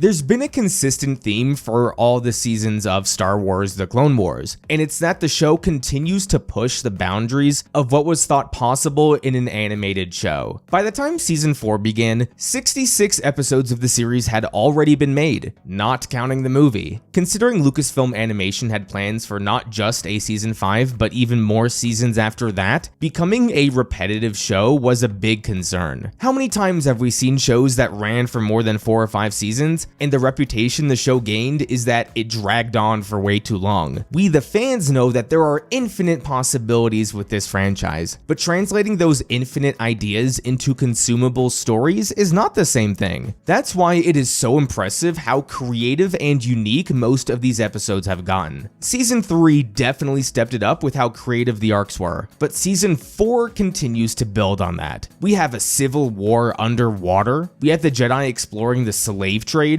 we have Obi-Wan going undercover as a bounty hunter, and we have a Sith Lord being resurrected and seeking revenge. I guess nowadays that last one isn't so unique though. The Umbara arc, which is technically a standard Republic versus Separatist battle, was so creative with how it built its conflict. It's not the battle against the Separatists that kept us engaged, but the struggle against the Jedi Commander. That's creative. The other noticeable way that the Clone Wars has continued to push the boundaries is with its animation. In my section of Season 3, I claimed that the animation didn't get much better between Seasons 3 and 6. Boy, was I wrong. Sure, if we just take the eye test, Season 4 looks just as good as Season 3. But when you take into account how hard it was to put a lot of what we saw on the screen, you would realize how even during Season 4, the animation continued to get better. The Mon Cala arc proved to be a major challenge for the animation team. For one, you have a location that's underwater. It's been said throughout all the featurettes dating back to Season 1 how hard it was to do anything with water. Now, we have the entire arc taking place underwater. Lucasfilm Animation needed to create entirely new assets just for this arc. Assets that, mind you, would never be used again in other arcs. But that didn't stop Lucasfilm from pursuing this story anyway. Even right down to Anakin and Padme and Ahsoka, we couldn't even use our regular models of them. Everything had to be built. Yeah. So you take these 3 episodes and you're looking at almost universally everything in them being new. Yeah. Listening to how the crew of the Clone Wars crafted a city underwater was fascinating. In a water city, you wouldn't need stairs, now would you? In a water city, you wouldn't need railings on edges, now would you? The tubes that the characters used to go from place to place was such a creative idea that just makes sense. Setting your story in a unique place like this poses a lot of challenges, but when you go that extra effort to have some sense of realism in an unrealistic place, then you immerse your viewer in the world more than you ever thought you could. In Star Wars, that is maybe the most important thing. With this Mon Cala arc, there were so many challenges with some of the set pieces the team wanted to pull off. The tornado fight was an awesome idea that was not easy for the team to animate. Their biggest challenge was supposedly the crashing debris sequence. I am so glad that they went this extra effort to animate this because that sequence was awesome. You have these massive pieces coming down through the water and really take it to a cinematic level of just destruction and turbulence. Even little details like the characters bobbing up and down was not something the animators had to do, but they did it anyway, and it adds a layer of realism. I do love how the animators fully acknowledge that there should be bubbles on the lightsabers at all times, but they just don't have the means of actually doing that. Mon Cala was certainly the most impressive feat of animation this season, but that doesn't mean we should ignore Umbara either. Star Wars is known for having planets that resemble one biome from Earth. With the Clone Wars, however, the team is forced to come up with some new and creative locations because, again, they don't want anything to become repetitive. Umbara throughout the entire series may be the most visually stunning location. It is truly an alien planet. The overwhelming darkness along with the neon colors allowed this planet to stand out from the rest. When creating this planet, the crew noticed how there had not been anything in the EU that portrayed Umbara before, so they had free reign to essentially do whatever they wanted. Sure, the environment of Umbara stemmed from this creativity, but what fascinated me even more was the architecture of the Umbarans. The parts of the episode where the clones were figuring out how to control the Umbaran ships highlighted how creative the team of Lucasfilm got with this arc. Having a visual aesthetic that said these are humanoid combatants, but they're not the good guys, they're not the clones, they are instantly recognizable as something completely different. And going with this really high performance PVC plastic type look to the ships and their flexibility, let it be very alien and different. The holograms were another thing that was unique to Umbara, but still so creative. The other episodes this season aren't as impressive as the Mon Cala and Umbaran arcs, but there's still a lot to appreciate. This season was the first time we saw the Phase 2 clone armor. That was something that required a lot of work from the animators. During the Obi-Wan Undercover arc, it was emphasized in the featurettes that this time around they were able to add so many background characters on Al-Hada. And then in this story, they spent a lot of time creating dozens of little objects lying around. This is, again, another example of the animators going that extra effort that wasn't available to them in previous seasons. The major focus this season was to improve facial animations. Now, if you remember during my discussion of season 2, I also said that facial animations were the focus of that season. Guess what? Just because animators made an effort to improve facial animations before, that doesn't mean they should stop trying to improve upon it. There are so many examples where the animators updated models for certain characters. The clones for the Umbara arc got a big update, and that was huge because of all the different clones we were going to see. Smaller characters like Palpatine got an update, and I loved seeing how much extra detail they put into animating Maul. The detail was so specific that they were intentional with the placement of the little speck of light you see in Maul's eyes. When Darth Maul is thinking or wondering, I'll try and keep the eye speck above the 3 o'clock or 9 o'clock position. If you look here, it doesn't make him look as mean or as angry, but then if you move the eye speck down to the 6 o'clock position, you get a more violent look, more demonic. I don't want you guys to think the purpose of this section was just for me to glaze the animation. Yes, it looks great. Yes, a lot of ideas were really cool. But the point I'm trying to get at is to emphasize maybe the biggest theme of my video series. And it's that over the course of 7 seasons, the Clone Wars improved in pretty much every regard. The storytelling, the animation, the visual effects, the creativity, the exploration of themes, everything improved. You know why it all improved? Because George Lucas supported his team and put them in an environment that allowed them to grow. George Lucas didn't cancel the show because the movie stunk. He didn't cancel the show because season 1 was not that great. He kept the series going. And look at the magic that spawned because of it. Lucasfilm created an environment of inspiration and aspiration, something that, whether you like Disney or not, has mostly remained a part of Lucasfilm today. The Clone Wars is the epitome of what happens when a team is allowed to improve, instead of getting canceled after 1 season because it wasn't perfect.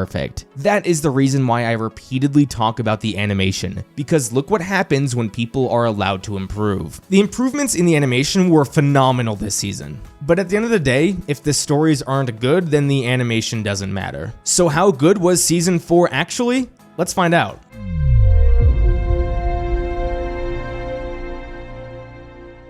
Throughout this video series, I mentioned multiple times that the Clone Wars was well known for how it explored complex themes. The first 3 seasons didn't really do this, however. Sure, there are some examples of exploring interesting themes, especially in season 3 with how it explored corruption, but outside that 3-episode run, themes of war have largely been ignored. Season 4 is where that finally all changes. These episodes focus on a variety of different themes. Now, I would argue most of the arcs in season 4 don't explore the issue as well as season 3 explored corruption, but let's dive deep into it, shall we? With the Mon Cala arc, this was the first time we saw an individual system in civil war. And then after the war breaks out, we see how the Republic and the Separatists like to take sides and influence the conflict. The arc was still pretty black and white, like the Separatists lie to the Quarren and then tell them to put the women and children into internment camps, which is a real thing that happens, but it's still comically evil. Then towards the end of the conflict, Dooku goes back on his word and puts Tamsin in charge.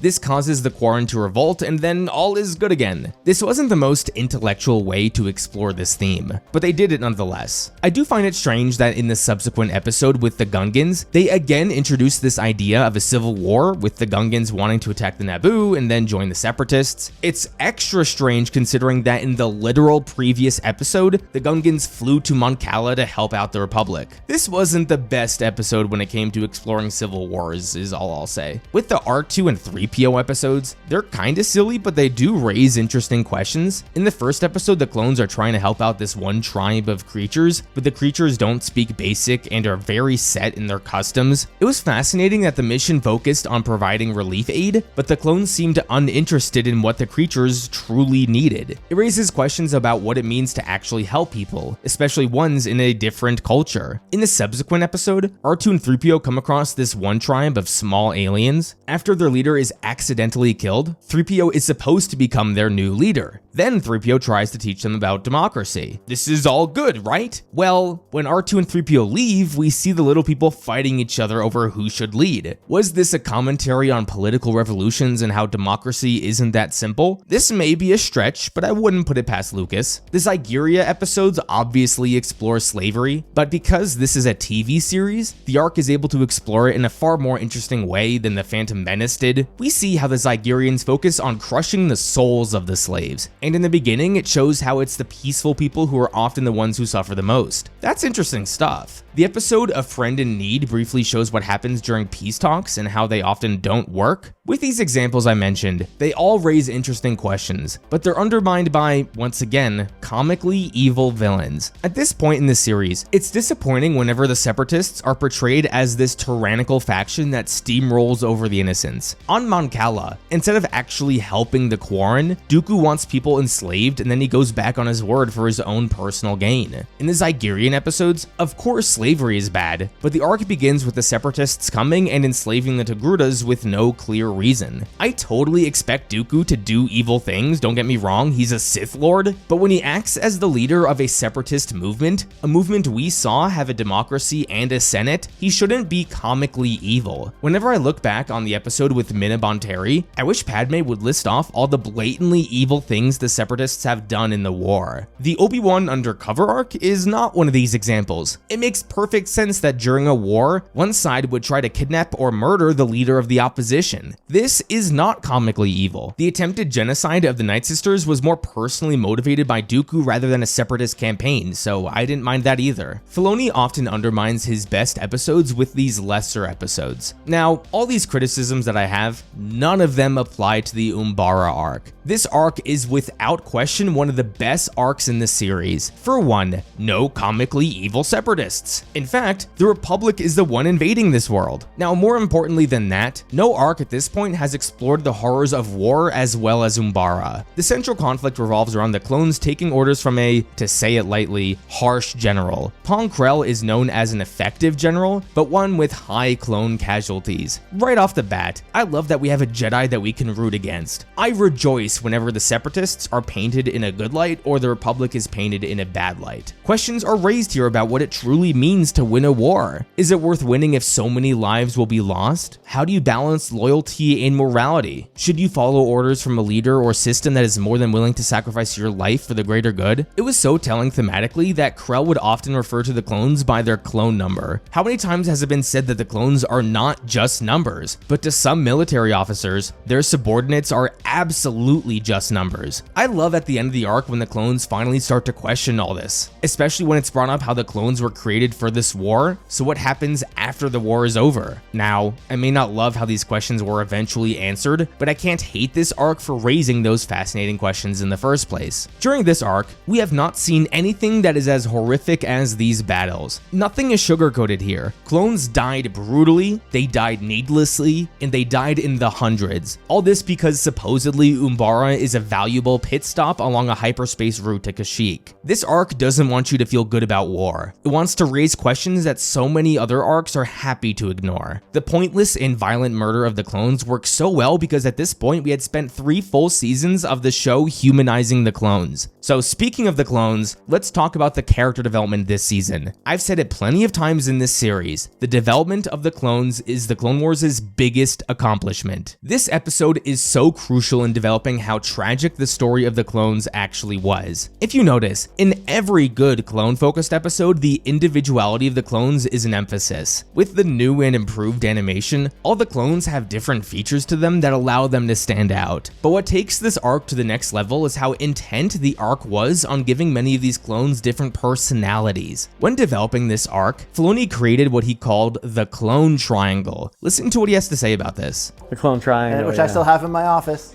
which laid out like where Fives is at, where Rex is at, and it basically shows like what their allegiances are, and you can I use that as a guide all the time. How brilliant is that? Not only because you're developing characters, but because it's all in service of developing the main character, Rex. My favorite analogy for storytelling is that it's like a web. A good story means every string serves a purpose and is connected in some way. Filoni literally created a diagram showing how every character in this arc serves to develop Rex. This is great storytelling, so let's look into it. Rex goes on an important character arc here. He begins emphasizing that it's his duty as a clone to follow orders. Good soldiers follow orders. Whenever Fives or the other clones challenge him on this, his response is that he is loyal to the Republic. This wording, being loyal to the Republic, is very intentional. It shows what Rex sees as loyalty. As the episodes progress, Rex is constantly at odds with following Grell's orders and doing what he knows deep down is right. He is challenged on this over and over again. An underrated part of this arc is that Pong Krell is not painted as a traitor right away. After the first 2 episodes, you can tell yourself, I hate Krell, he's an asshole to these clones who we love, but this is how he gets results. He has a reputation of winning. We may not agree with his methods, but we can understand it. It's obviously not until he tricks the clones into killing each other that we realize Krell's true intentions. The horror of this act was capped off perfectly by killing Waxer. For those of you who don't remember, Waxer was the clone in the Ryloth arc back in season 1. He was the guy who went out of his way to make sure a little girl was safe. How's his story gonna turn out? Well, he's going to get killed off in friendly fire because he was betrayed by his general. That is tragedy at its finest. This is why we are sick to our stomach watching this. So eventually Dogma kills Krell, and Rex reflects on all this. The point of this arc was to highlight that the clones are not mindless killing machines. They are human beings who going forward will not do whatever they are told. Rex learns that loyalty is not simply following every order. It's way more complex than that. You know why this was the perfect arc to give Rex and the clones? It's not just because it was a good lesson to teach kids, although it is. It's because it perfectly serves the ending of this series. This arc spent 4 episodes teaching us how the clones are more than just soldiers. They are real people who won't blindly follow orders. What happens during Order 66? The clones are turned into mindless droids who without second thought will give their lives to follow orders. We got a few seasons to go before we talk about the Siege of Mandalore, however. The Darkness of Umbara arc is a masterclass in storytelling, in theme, in character, and also in animation. Bravo, Dave Filoni. But remember, season 4 also has 18 other episodes. So what character development do we get here? I would say outside of Umbara, this season is a lot less character focused than seasons 2 and 3, but there's still some good stuff. Ahsoka has a few good episodes. Last season we saw Ahsoka take that leap into becoming a leader, someone who can not only lead when called upon, but also teach others. Pairing her with Lee Char allowed her to teach on a more consequential scale. Instead of teaching kids in a classroom, she helps advise the future king of a nation. That was a smart way to progress her character. The only Ahsoka focused episode this season was the one with Lux. Man, Lux is the most underutilized character. Giving Ahsoka not necessarily a romance, but someone she clearly has romantic feelings for is a great direction for her character. In a way, it makes her more like Anakin. How does Ahsoka balance love and duty? It's interesting stuff. It really makes me upset that so many characters in Star Wars under the Disney banner aren't in relationships. You want to know what my biggest issue with Disney Star Wars is? It's not identity politics or betraying George Lucas. It's that almost none of the major characters are in a relationship. The only major characters under Disney Star Wars that were in a loving relationship would be Hera and Kanan and Cal and Marin. I'm not saying every character needs to be in a romance, but love is such a fundamental part of human nature that it's strange Disney is so afraid of it. Anyway, that was a big tangent. In short, I love Lux and Ahsoka. Anakin has some development this season as well. I loved that they gave him an arc that explored his childhood as a slave. This arc was crucial in me buying that Anakin could eventually become Darth Vader. We see on multiple occasions throughout the series how emotional Anakin can get, and the Zygerian arc was no exception. I do need to say this briefly. I don't know where Anakin learned how to flirt after Attack of the Clones, but his moves with the Zygerian Queen is not something movie Anakin is capable of doing. I found it so funny. Anyway, even though the Zygerian episodes were the most Anakin focused, it was actually the Obi-Wan undercover arc that was the more interesting one.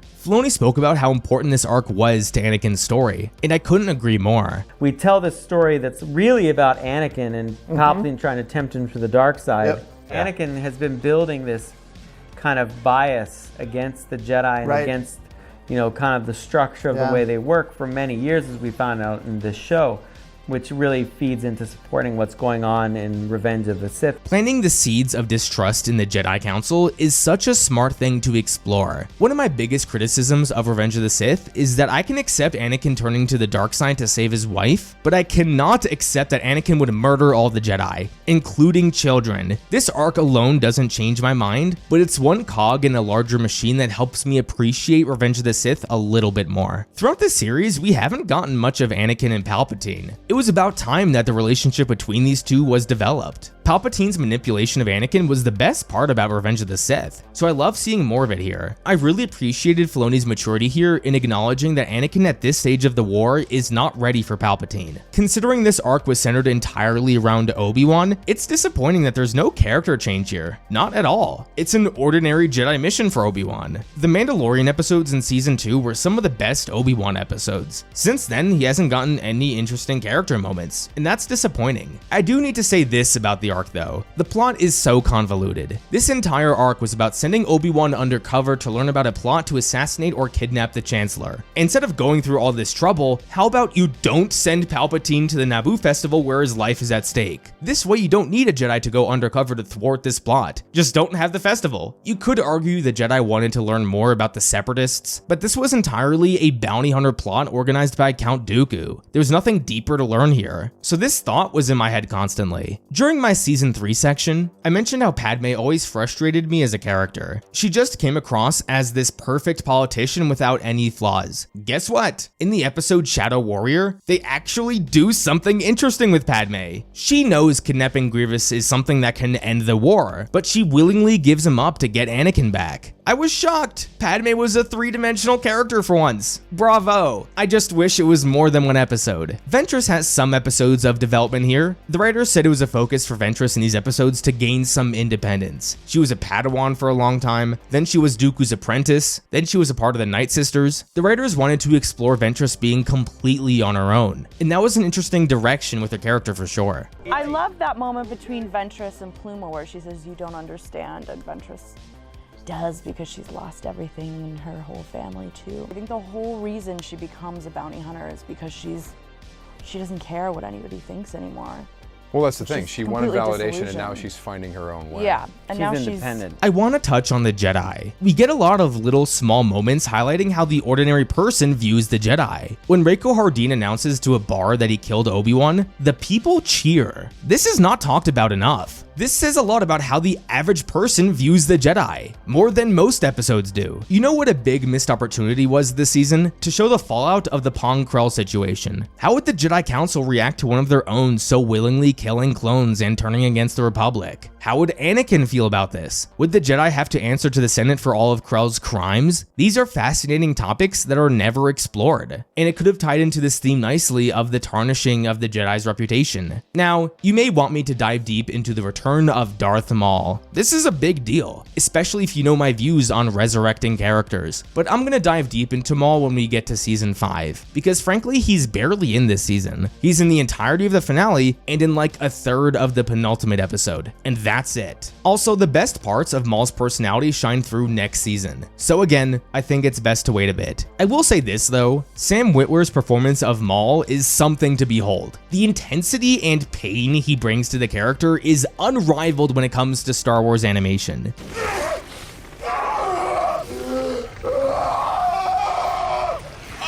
Season 4 certainly has a lot of missed opportunities, but when it excels, it is some of the best Star Wars ever made. Now, what do most people think about the season as a whole? Let's go to the ratings and see.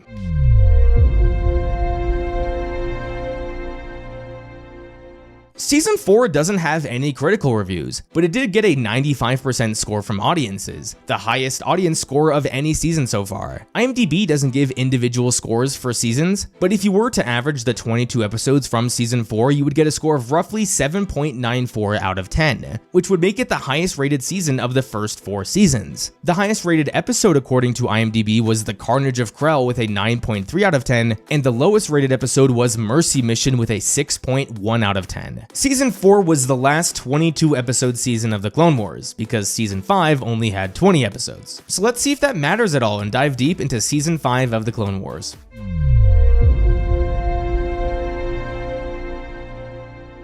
After the release of the 12th episode of the season, Missing in Action, the Clone Wars reached a big milestone: 100 episodes. Very few shows reach this number, so it's no surprise how big of a deal this was to Dave Filoni. When discussing how grateful he was for this whole experience, he took some time to reflect on everything, and he credited the consistent improvement from the team as a major reason behind the success of the series. If you look at the first episode, and now you look at the 100th episode, the increase in quality across the board, whether it be the character design, the animation, the lighting, everything has gotten better and better and better and better. And I've been really fortunate to have an incredible team. It goes back to what I said during my production of Season 4 section. Lucas may not have been as involved in this show as he was with the movies, but the culture he created around Lucasfilm may have been the biggest reason for the show's success. In this season alone, there are so many examples of little things the team wanted to add to these episodes to bring it more life. Whether that be fleshing out the jungle on Onderon with cool trees and animals, or going all out on a silly explosion during the droid arc, or creating some of the best fights in the saga, there was so much effort put into this season and the entire show. The ending of the season was so important to Dave Filoni that he hired a whole orchestra to score the final arc.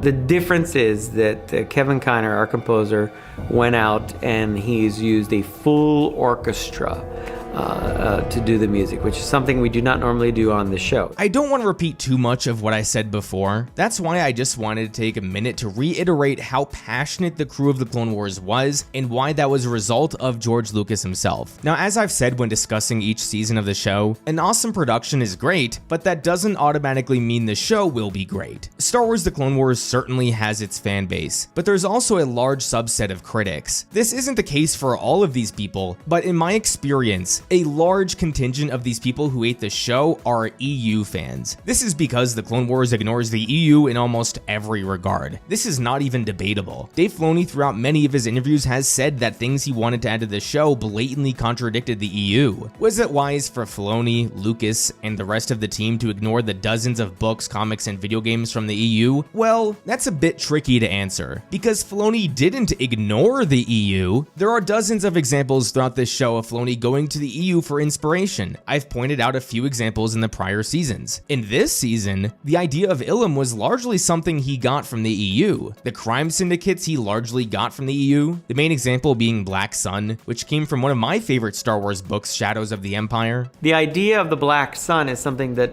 I first learned about the old game kind of multimedia platform, which was Shadows of the Empire. And I thought, well, that would be great to bring the Black Sun into the story. I know this isn't from the EU, but the space station from the end of the droid arc he got from Star Tours of all places. So Dave Filoni didn't ignore the EU. He just decided to basically create his own canon and took inspiration from the EU. Canon is a really tricky subject. With the current canon, so many stories have contradicted other stories. Dave Filoni has even contradicted books and comics he was actively a part of. Ventress's death in Dark Disciple, how Ahsoka got her lightsabers in the Ahsoka book, or Kanan's story during Order 66. I get how tempting it might be for Lucasfilm to want to umbrella everything as one canon, but frankly, when you're creating so many movies or shows, it just won't work. EU fans would probably never like the Clone Wars anyway, but they would have been a lot less annoyed if Lucas and Filoni came out right away and said the Clone Wars was not a part of the old canon. When it comes to the production of Season 5, there's not really a lot to discuss. We know that the team continued to improve, we know how much passion was there, and we know about all the little details they added. Might as well just go straight to the stories of Season 5 and see how they all turned out.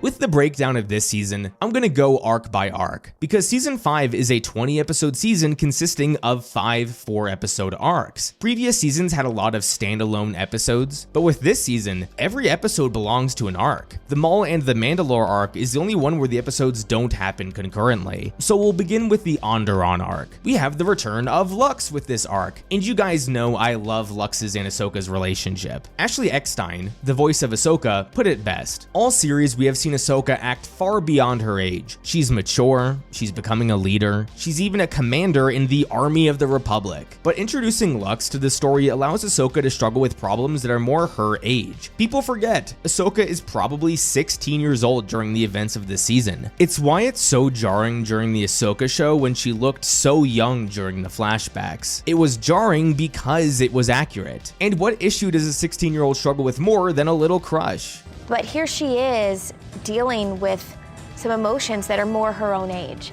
And I think that's important to see with her. It's important to see different sides of her, and she has some struggles with it. You know, she does have these feelings for Lux, and she doesn't know what they are. She's confused by them. She doesn't know why she feels that way. The arc adds a lot of nuance to Ahsoka, especially in regards to her relationship with Anakin. I'll emphasize this a lot more when I talk about the Wrong Jedi arc, but this season more so than most puts such an emphasis on how similar Anakin and Ahsoka are. Ahsoka may not have a secret marriage, but exploring romantic feelings is something Anakin can help Ahsoka with. I liked the little guidance Anakin gives Ahsoka during these moments. It brings the two close together, which is not always an easy thing to do when you're 5 seasons into a show. Now, while I love what they did with Ahsoka during this arc, the arc resonated with me thematically more than anything. This arc tackles questions of rebellion and what it often looks like. Right off the bat, it should be noted that a big focus for this arc was planting the seeds of the Rebel Alliance we know and love. And I don't just mean aesthetically. The goal of this arc was to show the Jedi teaching these people how to rebel against tyranny. So when the Jedi are eventually all wiped out, their lessons remain through these rebels. I love this inclusion into the show, because even though the events of the Clone Wars are obviously mostly about the events of the prequels, the writers never forget that this all leads to the original trilogy anyway, and they make an effort to connect the two. A question that's often raised during this arc is, what really is a rebellion? Because while Saw would call himself a rebel, others would call him a terrorist or an insurrectionist. This question is largely answered through contrasting Steela and Saw. This arc plants the seeds that Saw will eventually become an extremist. He often makes comments about going to the extremes to get his point across. An example being how he's willing to risk the lives of the innocents to achieve his goals, often justifying it by saying, "This is what happens in war." Saw is also often impulsive, focusing more on the end result rather than the consequences that could follow. Steela, on the other hand, is more focused on maintaining her morals. She is not willing to sacrifice innocents to win this war, and she's a lot more concerned with rallying support for her rebellion, which is another interesting theme to explore. How do you rally support for a rebellion? This arc often portrays it as maintaining the moral high ground, fighting for others rather than fighting for yourself. This is what gives the ordinary person the motivation to help out. A lot of these questions are answered more in depth when we get to Star Wars Rebels, because shocker, that show is more about a rebellion, but I love the early seeds that were planted here. The arc ends with some interesting questions raised by Ahsoka. Even though Saw and his rebels win, he loses his sister in the process. I like that these later episodes don't try and sugarcoat war like the early seasons did. People die in war, and often loved ones. It doesn't matter if they're fighting for a good cause. People still more than often lose their lives. Saw has to learn to deal with this, and it affected Ahsoka because it made her begin to question things. What's the point in fighting a war for freedom when you're going to lose the people you love along the way? Is war often worth the cost? These are questions that will motivate Ahsoka into making her decision at the end of the season. Onderon was a solid arc that had good character moments, an interesting plot, and a good exploration of themes. Now moving on, the Younglings arc may be one of the more underrated arcs of the show. This show has put such an emphasis on how the Jedi are losing their way and how they are affected by the war, so it was relieving to see an ordinary Jedi arc that doesn't have anything to do with the Clone Wars. We get some awesome lore building for the Jedi in this first episode. The episode makes the Force and the Jedi feel more mystical again. The Younglings enter these magic caves to get their Kyber crystals, but the only way to achieve this is by confronting their fears. That was a really clever addition to the Jedi lore. It allows the episode to develop each one of these kids too. Petro must overcome his arrogance and his overconfidence because he wants his crystal. Biff must confront his fears of monsters if he wants to get his crystal. Gunji must learn patience in order to get his. This first episode manages to develop each one of these kids in little ways. That's 6 characters in 20 minutes, and the episode develops them effectively in such a short time.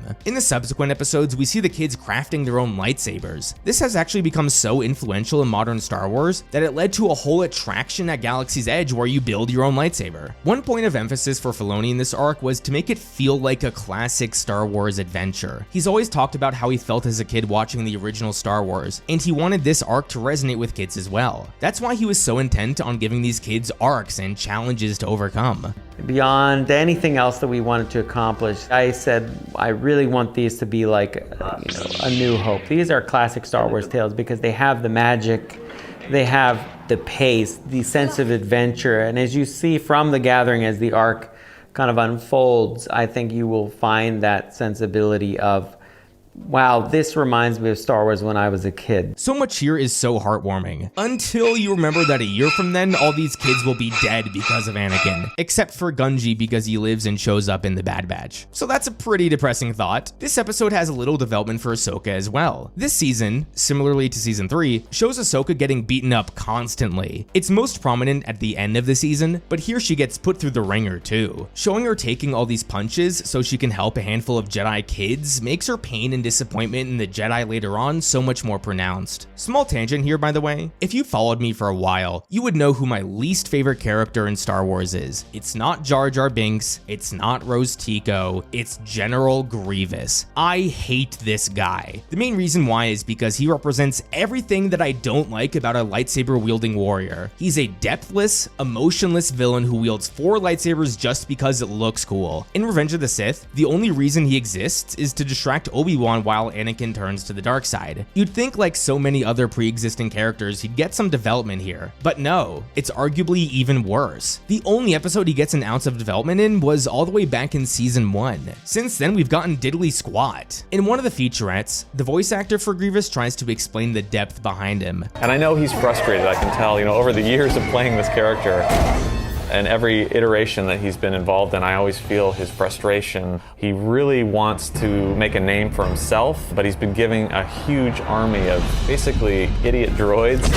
A lot of what he says is interesting. This would actually be a cool thing to explore if it was remotely developed, but it wasn't. Ahsoka fighting Grievous and holding her own could have highlighted how far Ahsoka is coming with her training, because she survived an encounter with the supposed Jedi killer. But it doesn't feel that way because Grievous, I'm pretty sure, kills only one Jedi in the entire show, and that was Nadar back in season 1. Savage in a single episode in season 3 killed more Jedi than Grievous in the entire show. If there was a single arc where Grievous went on a rampage and actually killed a bunch of Jedi, then it could have added so much to Ahsoka in this arc, but it never happened. I'll briefly touch on Hondo because I like what they did with him. He is not a good dude. He has no allegiance except to making money. I'm glad that in this season they show Hondo doing good things for profit, but also bad things for profit. It keeps us guessing what he would do next. Now, I really do like that he has a code and that he won't hurt kids. The ending of the arc has this really nice moment with Hondo, and moments like this are what makes us love him. Overall, this was a fun arc, but I don't understand why Huyang didn't take the ship into hyperspace in the beginning of the second episode. He just decided to sit around in subspace, which allowed the pirates to attack them. Small plot hole, but not one that derails the arc. I have very little to say about the droid arc, and that's not surprising to anyone. When developing this arc, they described it as purely an experimental arc. Supposedly Lucas just wanted to try something new, so this arc allowed him to scratch that itch. George said, I want to do something different with the second episode, and everyone went, oh no.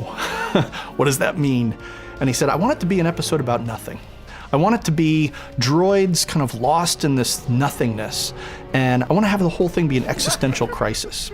Oh, and I like the idea of this clone with amnesia. This is the most development the clones get this season, but I was glad the concept itself was really cool. I like droids and I like R2, but I don't really like this arc. Now it's time to talk about the real highlights of the season. The Maul and the Mandalorian arc was so damn good. Now is the time to dive deep into Maul. To provide some context around my views, I hate character resurrections. I hate them with a passion. It is one of the most unoriginal and boring things you can do. With that being said, Maul's resurrection was handled nearly perfectly here. I know it's technically not a resurrection because Maul never died, but for the sake of brevity, we're going to call it a resurrection. Here's why Maul's resurrection worked. In order to resurrect a character successfully, you must ask 3 questions. Question 1, did the character's original death have a strong narrative purpose? Question 2, why does this character specifically need to be brought back to life? Question 3, how does the character character's death impact the growth of the character now that they're alive? Let's go through each one. Did Maul's death have a strong narrative purpose? I'd say no, it didn't. Obi-Wan killing Maul wasn't some emotional climax in the movie. It was more like the last obstacle that Obi-Wan had to overcome. So because Maul's original death had no strong narrative purpose, bringing him back to life doesn't undermine anything.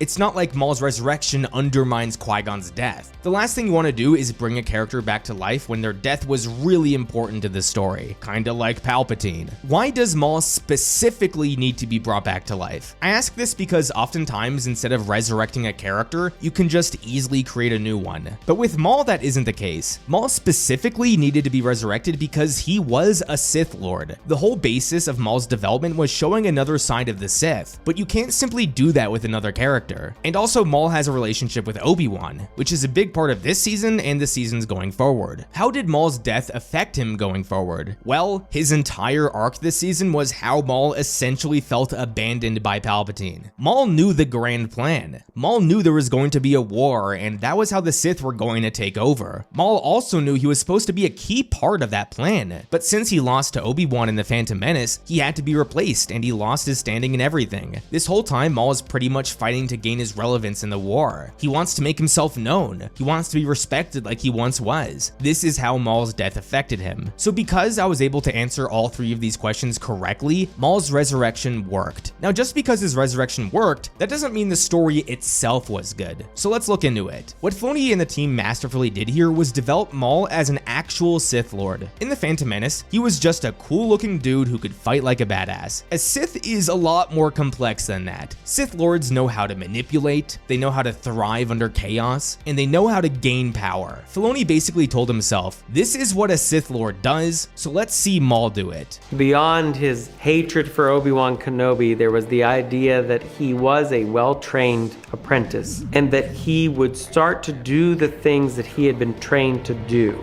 To build armies, to deceive people, to create a power base for himself. Sam Witwer, the voice of Maul, once described Maul like Sisyphus. For those of you who don't know the story, Sisyphus in Greek mythology was cursed to roll a boulder up a hill eternally. For Maul, the top of the hill is gaining all the power. Throughout this series and even in Rebels, Maul constantly has elaborate plans to gain power, only for it to consistently collapse every time. I loved how the writers took what we saw with Savage and applied that backstory to Maul. Obi-Wan tries to reach out to Maul by mentioning how Maul was basically sold to the Sith and never really had a choice, but Maul knows no other way. He's too consumed by the dark side. Like Sisyphus, Maul can never stop. He is eternally cursed to try and gain power but fail over and over again. So during this arc, we see Maul manipulate the Death Watch and the Crime Syndicate to gain power. He uses his Sith skills of influence to get the Syndicates and Death Watch on his side. Once he's able to gain power, he then has to navigate around the eventual betrayal from Death Watch. He uses the Mandalorian Code against Pre Vizsla to challenge him in single combat and gain power that way. Maul has no honor, but he knows how to manipulate other people's honor. Once that happens, then he draws up a plan so he can lure Obi-Wan out and make him suffer. That's not a power move per se, but it was a scheme that worked out. Now, Maul knows that he himself can't rule Mandalore, so he reinstates Almec as Prime Minister and rules through him. This is the type of scheming that makes the Sith so much fun to watch. And then once Maul is at his peak, it all comes crashing down when Sidious shows up and puts Maul in his place. This was just one cycle of Maul's eternal curse, and there is more to come. Maul was perfectly developed this season. He was given deeper motivations for why he was doing what he's doing. He doesn't just want power, he wants to prove to Sidious and the world that he has a role to play and that he's worth being taken seriously. His quest for power isn't boring. He's able to manipulate and use his skills as a Sith to gain power, and overall, he's just entertaining to watch. It's no surprise that Maul became a fan favorite in the Clone Wars, and this 4-episode stretch during season 5 is probably the biggest reason why. The last arc of the season is the Wrong Jedi arc. This arc, like Umbara before it, is on the Mount Rushmore of Clone Wars episodes. Right off the bat, the structure of this arc really works. I've noticed that Filoni has a formula when it comes to these more tragic arcs or episodes. He knows he's going to break our hearts in the end. So what he does is begin the arcs by giving us one last taste of the thing we love. In this instance, it's the relationship between Anakin and Ahsoka. The first episode feels like a standard Anakin and Ahsoka episode. They're in a battle, Ahsoka saves Anakin, the two joke around, and they're moved on to their next task. The big mystery surrounding this arc is of course who bombed the temple. I just wanted to activate the audience right away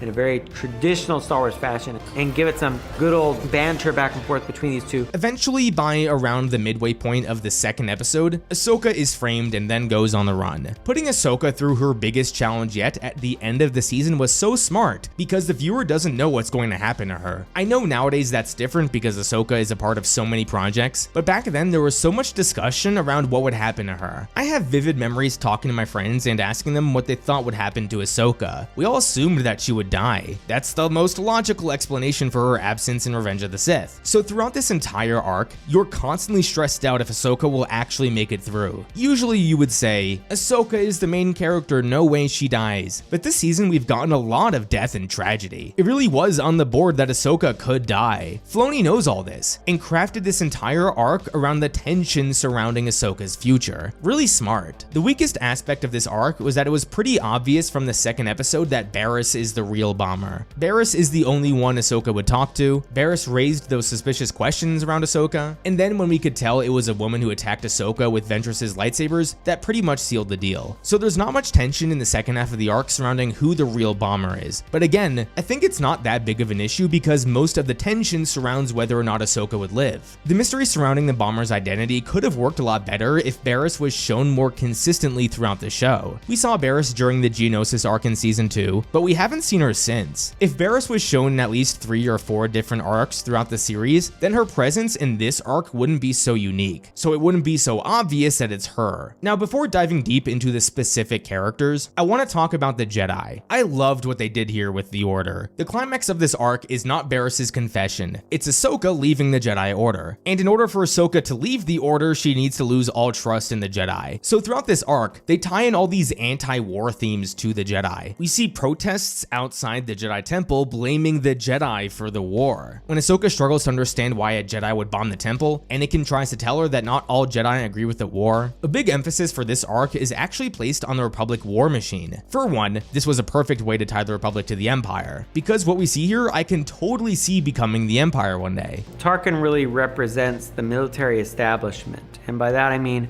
what you see in the Empire. We see this grand facility for the military that Tarkin has had built. We see a massive staging area. All of this shows you that there's this giant mechanism in place that's very hard for the Jedi to counter. Now, the other benefit of showing the Republic war machine is showing how far the Jedi have strayed from their purpose. Remember, they're peacekeepers, not soldiers. Showing their role with the military in this arc only serves to remind us of that. When Ahsoka leaves the Order, we can totally understand why she would have lost so much faith in the Jedi. So let's dive deep into Ahsoka. We spoke about how the arc began with showing her and Anakin at their best. What I love so much about the beginning of this arc is how it repeatedly highlighted Ahsoka's faith in the Jedi Order. Ahsoka seemed more hurt than usual at the thought that a Jedi could be willing to hurt one of their own. Ahsoka states her beliefs in the philosophy of the Jedi multiple times. Like she says she can never hurt another Jedi because she holds the principles so dearly. This is important because, again, the writers really need to sell how hurt Ahsoka was by the Jedi not trusting her. There's nothing more painful than being betrayed by the thing you trust the most. And that's what happened with Ahsoka and the Jedi. To reiterate a point I've stated constantly, Ahsoka gets beaten up so many times, and we see that in this arc. And not just physically, but emotionally too. This is why pairing her with Ventress for an episode was really smart. Ventress allowed Ahsoka to understand what it feels like to be betrayed by your master. Now, Ahsoka wasn't necessarily betrayed by Anakin, but she was betrayed by the Council. This opened her eyes to the possibility that she could leave the Order. Then of course she gets captured, and her expulsion is so heartbreaking. I love the close-up of her eyes, as if it was the nail in the coffin of her betrayal. The system she loved so dearly has turned their back on her. There's no going back after this point. She has felt completely abandoned. So of course she is found innocent, and then she rejects the offer to come back.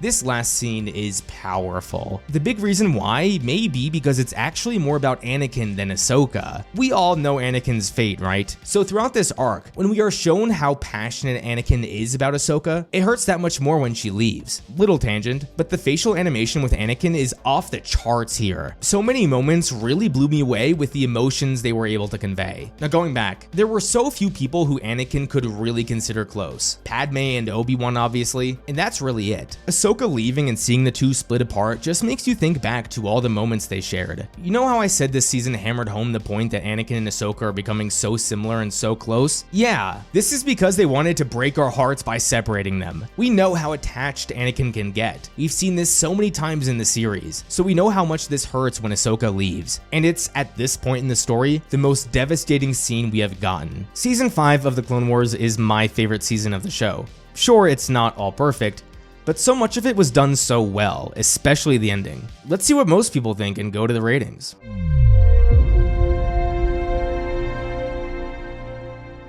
Season 5 managed to get a 100% critical score on Rotten Tomatoes from 5 reviews, but it does have a 96% score from audiences, making it the highest rated season by audiences on Rotten Tomatoes. IMDb doesn't give individual scores for the seasons, but if you were to average the 20 episodes from Season 5, you would get a score of roughly 7.99 out of 10, so close to an 8. But this does make Season 5 the highest rated season of the show so far. The highest rated episode according to IMDb was The Wrong Jedi with a 9.7 out of 10, the highest rated episode yet, and the lowest rated episode was A Sunny Day in the Void with a 6.1 out of 10. As we all know, Season 5 was the last season to air on Cartoon Network. What happened after Season 5? Well, let's look at the unfortunate production of Season 6.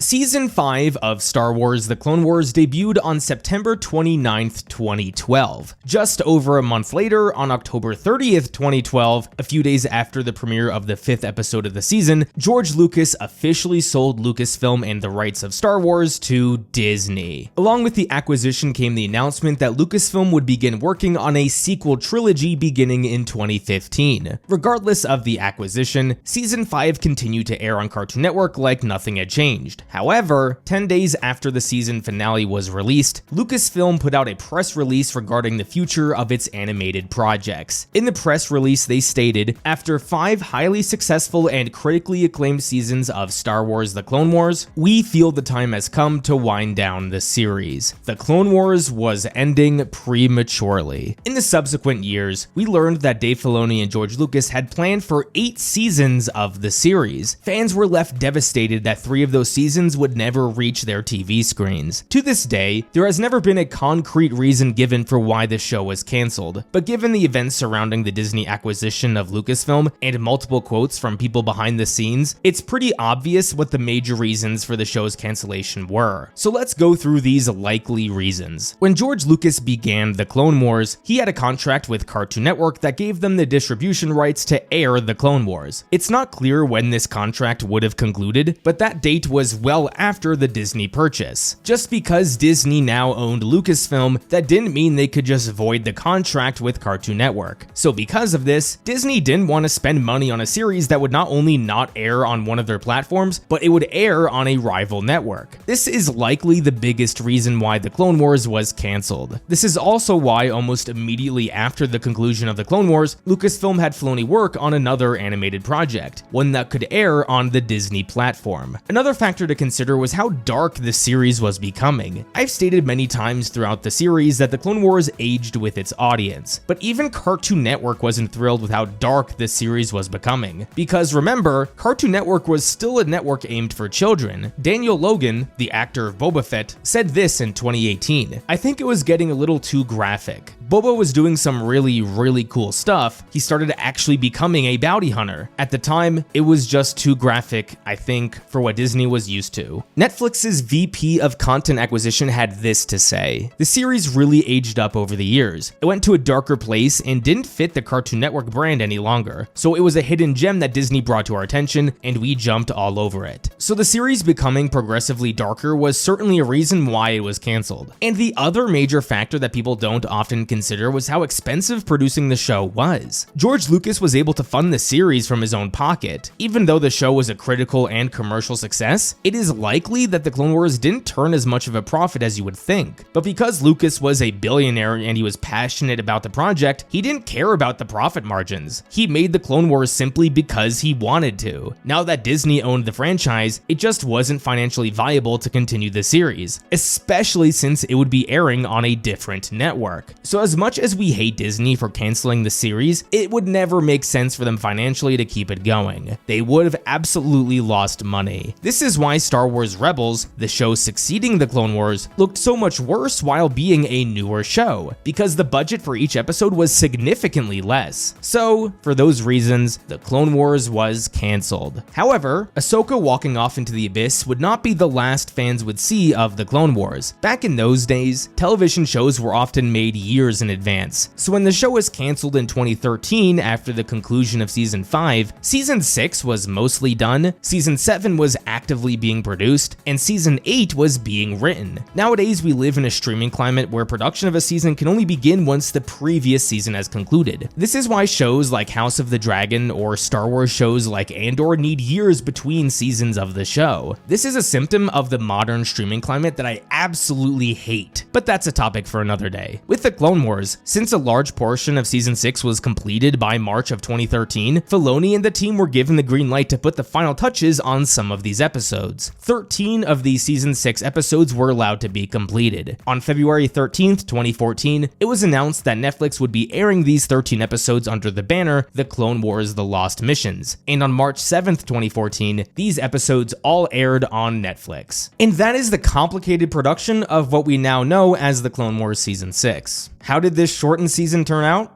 Well, let's dive deep into the stories of the Lost Missions.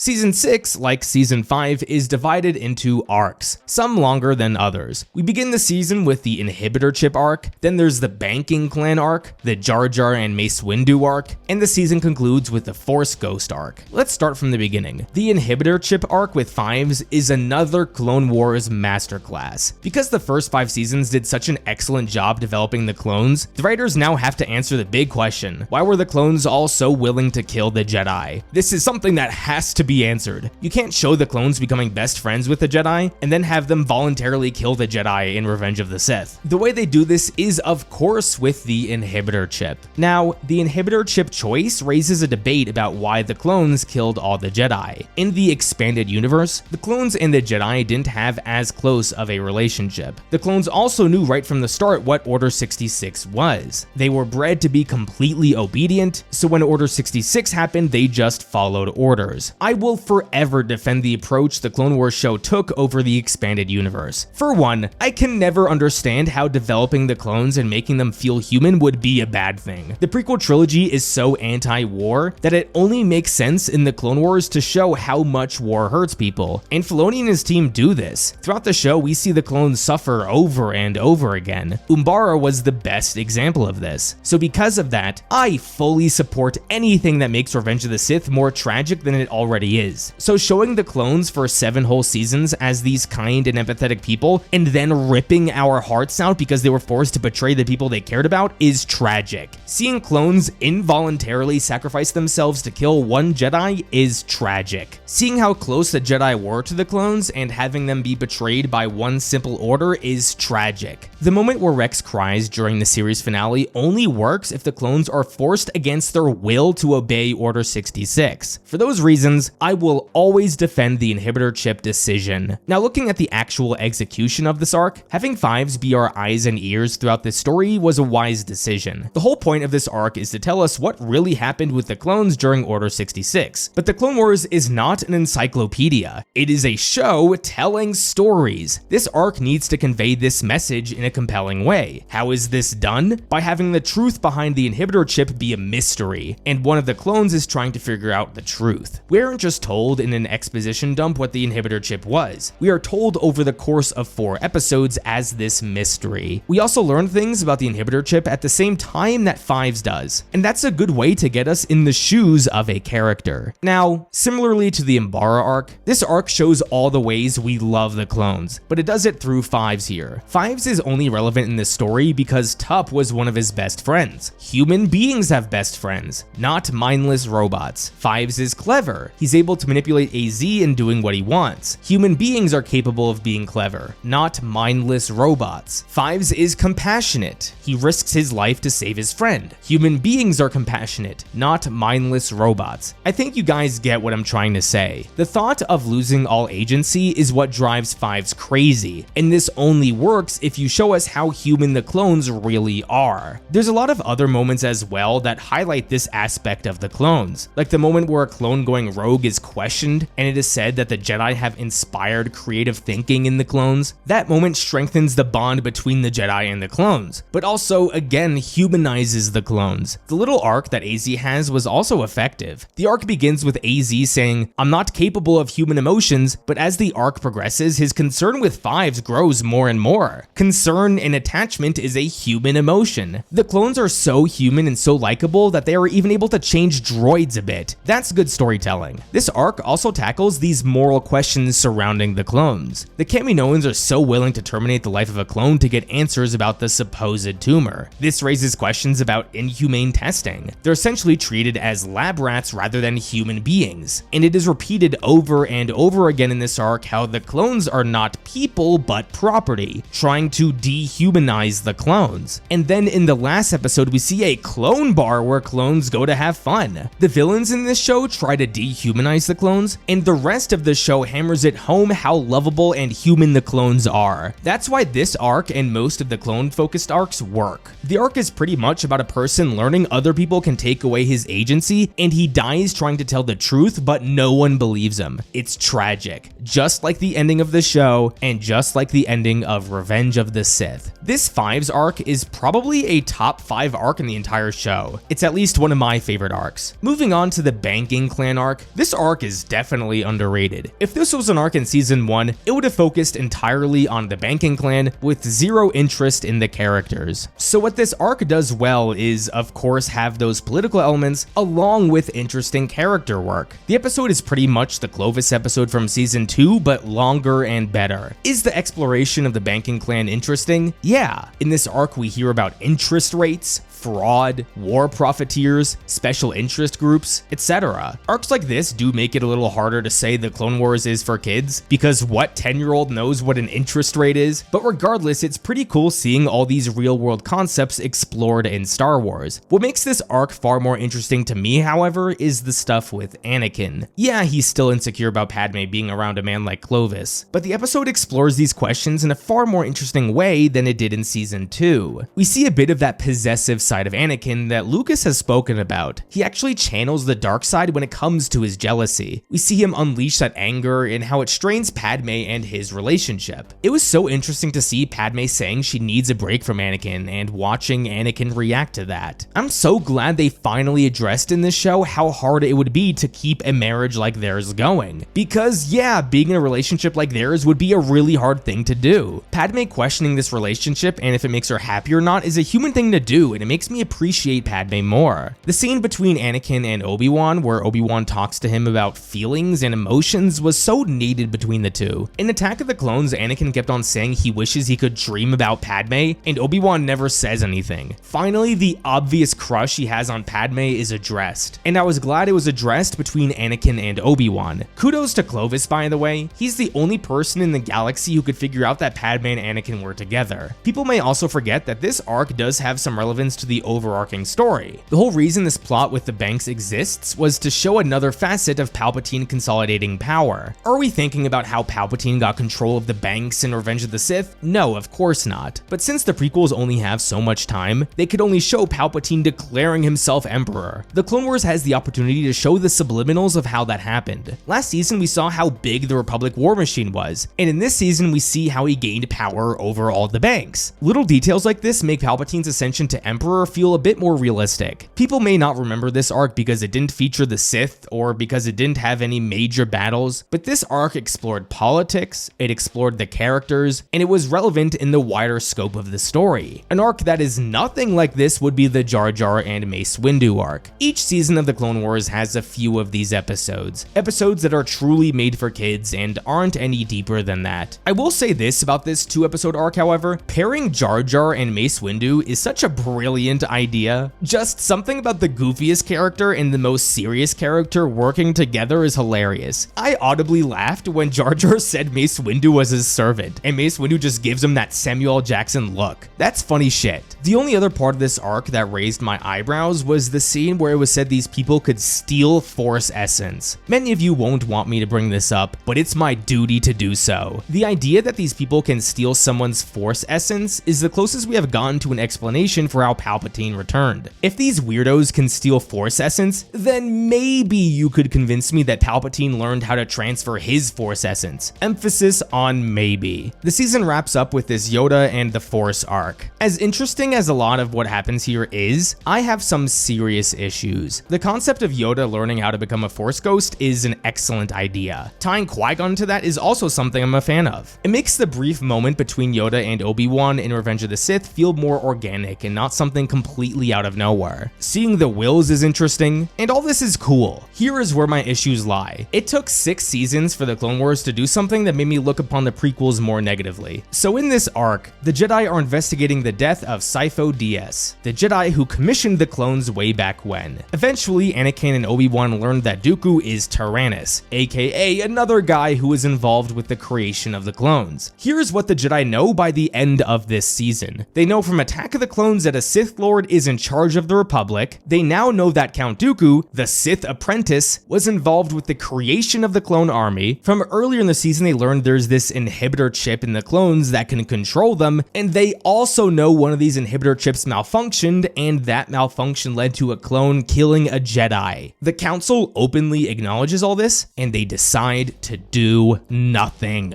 From the prequel films, sure, I don't love them, but I can buy that the Jedi's arrogance led to their downfall. The Clone Wars, however, with season 6, has made the Jedi a group of idiots. I worked in software once. If we had a bug on our platform that had catastrophic consequences, it would only take one slip up for us to pause everything and fix this bug. Do you guys remember that Peloton story a few years back where a kid died because he got crushed by a treadmill? It took one instance of this happening for Peloton to do a total recall of all their treadmills. The Jedi find out a clone with a defective inhibitor chip killed a Jedi, and they don't do anything about it. The Jedi are morons. You could argue that the Jedi aren't in a position to do anything because without the clones, the Republic is screwed. That's fair, but the Jedi don't raise this as a concern. Yoda says the clones are loyal and we're going to keep the truth about Dooku a secret. Idiots! So this arc has some cool things, but it somehow made my negative view of the Jedi of the prequels even worse. Season 6 certainly has a lot to offer with its shortened season, even if it isn't all entirely great. Let's go to the ratings and see what they have to say.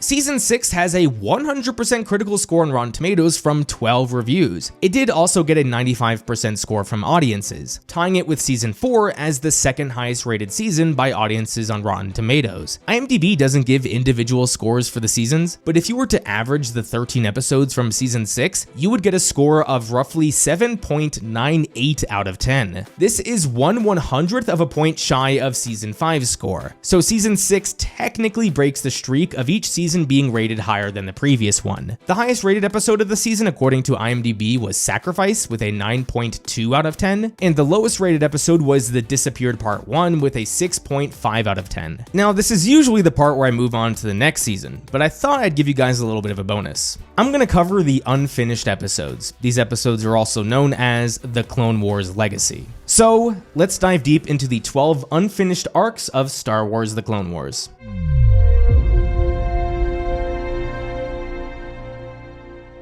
After the conclusion of Season 6, there were speculated to be 52 episodes spanning over 12 arcs that were never made. So let's dive deep into these 12 arcs. We'll discuss briefly what they're about, how much they were completed, and whether or not they were adapted into another medium. Let's begin with the Son of Dathomir arc. If you watched The Clone Wars and only The Clone Wars, you may be confused by Maul's story, because in Season 5, the last time we saw Maul, he was being tortured by Palpatine. Palpatine said he was not going to kill Maul because he had other uses for him. But then the next time we see Maul after that is in Season 7 after he's built a criminal empire. This Son of Dathomir arc would have explained what happened. The basic premise of this arc is that Palpatine would have used Maul as a means to destroy Mother Talzin, because Palpatine saw her as a threat to his coming empire. Maul escapes, however, and makes his way to Dathomir. There's this big conflict between Maul, Dooku, Grievous, Talzin, and the Jedi. Maul forms the Shadow Collective, aka his crime syndicate. Grievous also kills Mother Talzin during this arc, and the arc ends with Maul escaping once again. There is no footage of any kind available for this arc. Now, the arc was adapted into a comic series named Darth Maul, Son of Dathomir, so the events of this unfinished arc are canon and you can read about it in the comic series. This arc would have been really cool to see. The Maul episodes in this show are pretty great, and I'm sure this arc would have been great too. And it also would have explained how Maul was able to escape from Sidious. The next arc is the Crystal Crisis on Utapau arc. This arc would have involved Anakin and Obi-Wan going to Utapau, the planet we see in Revenge of the Sith. During this arc, Anakin and Obi-Wan learn that the Separatists are mining Kyber crystals. The reason they are mining Kyber, we later learn, is to power the Death Star. Of all the unfinished arcs, this arc was the one that was the closest to being completed. You can actually go on YouTube and watch the 4 episodes in their unfinished forms. All the voice acting is complete, all the music is complete, and the animation is completed enough to where you can actually watch it and know what's going on. The arc isn't super necessary, but I would have liked to have seen it because there are some really nice scenes between Anakin and Obi-Wan. One of the more jarring aspects of the current Season 6 is that Anakin never reflects on what happened with Ahsoka. Here we see some of that and Obi-Wan comforts him. This arc is canon, but it was not adapted into any other medium. The next arc was the Bad Batch arc. Of the 12 unfinished arcs, this arc was one of the 3 that were completed in the eventual 7th season on Disney+. It was left in a similar state to the Crystal Crisis on Utapau arc in that it was mostly completed. There are a few changes that were made when revisiting it during Season 7, but the basic storyline is pretty much the same. The next arc was probably the biggest arc that was never made, and that is the Dark Disciple arc. This arc would have been 8 episodes that spanned over 2 seasons. The basic premise here is that Asajj Ventress and Quinlan Vos team up to assassinate Count Dooku. There are some reels available to see, but unlike Utapau and the Bad Batch arcs, you can't watch them as uncompleted episodes. These 8 episodes were eventually adapted into a novel titled Dark Disciple. This novel was fantastic, and it's such a shame that we never got to see these final episodes. Now, this arc has become infamous because Ventress was supposed to die in this arc, but they brought her back in the Bad Batch. So we kinda have to question if this arc is still canon or not. The next arc was going to be a bounty hunter arc. This arc would have followed Cad Bane and Boba Fett as they try to rescue a child from Tusken Raiders. This arc was famous for showing how Boba Fett got the dent in his helmet. Similarly to the Dark Disciple arc, you can find some reels of these episodes, but they are not watchable episodes. This arc was not adapted into any other medium. The next arc is the Ahsoka Walkabout arc. Like the Bad Batch, this arc was eventually completed in the 7th season, but the original arc was going to be a bit different. Instead of Ahsoka stumbling upon Trace and Rafa, she would have met up with this guy Nix. Nix was described as a scoundrel and was someone Ahsoka would become very close with. Prior to its completion on Disney+,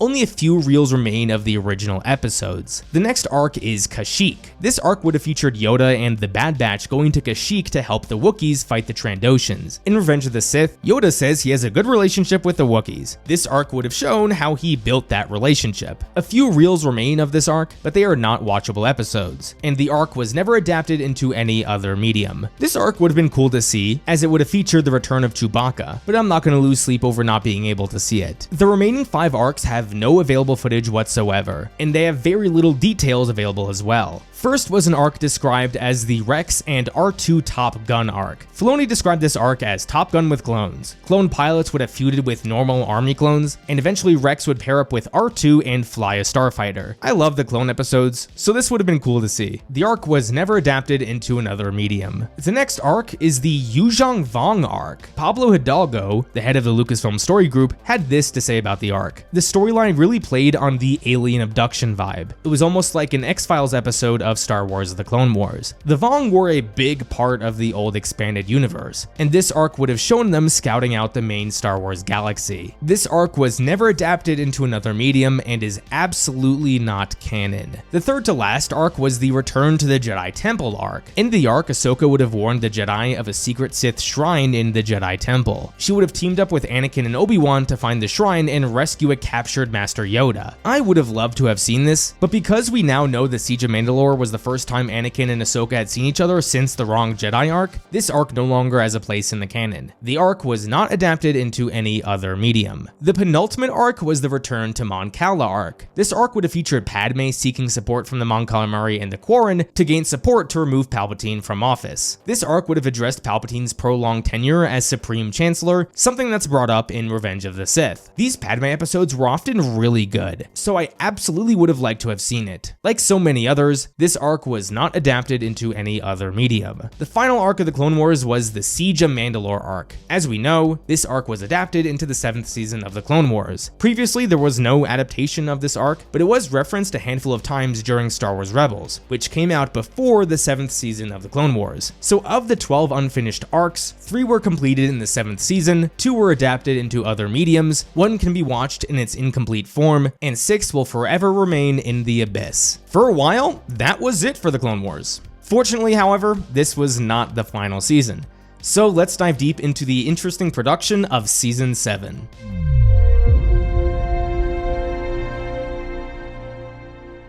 The Clone Wars was cancelled all the way back in 2013, and the 6th season aired back in 2014. And as we've spoken about, for a while that was the end of the Clone Wars. The years went on, Star Wars continued to remain in the spotlight, but the dark cloud that was the end of the Clone Wars still remained. Something changed in 2017, however, the announcement of Disney+. Disney was looking to create their own streaming service to compete with the likes of Netflix, HBO, Hulu, and others. Of course, instantly fans speculated about how this would impact the Star Wars franchise, but for roughly a year nothing came of it. However, during the 2018 San Diego Comic-Con, everything changed. There was a Clone Wars panel there to celebrate the 10-year anniversary of the series. The actors were there, Filoni was there. It was pretty cool. For 55 minutes, they all reflected about how much the series meant to them and what it was like to look back on it. At the end, however, fans were rewarded with the best news ever.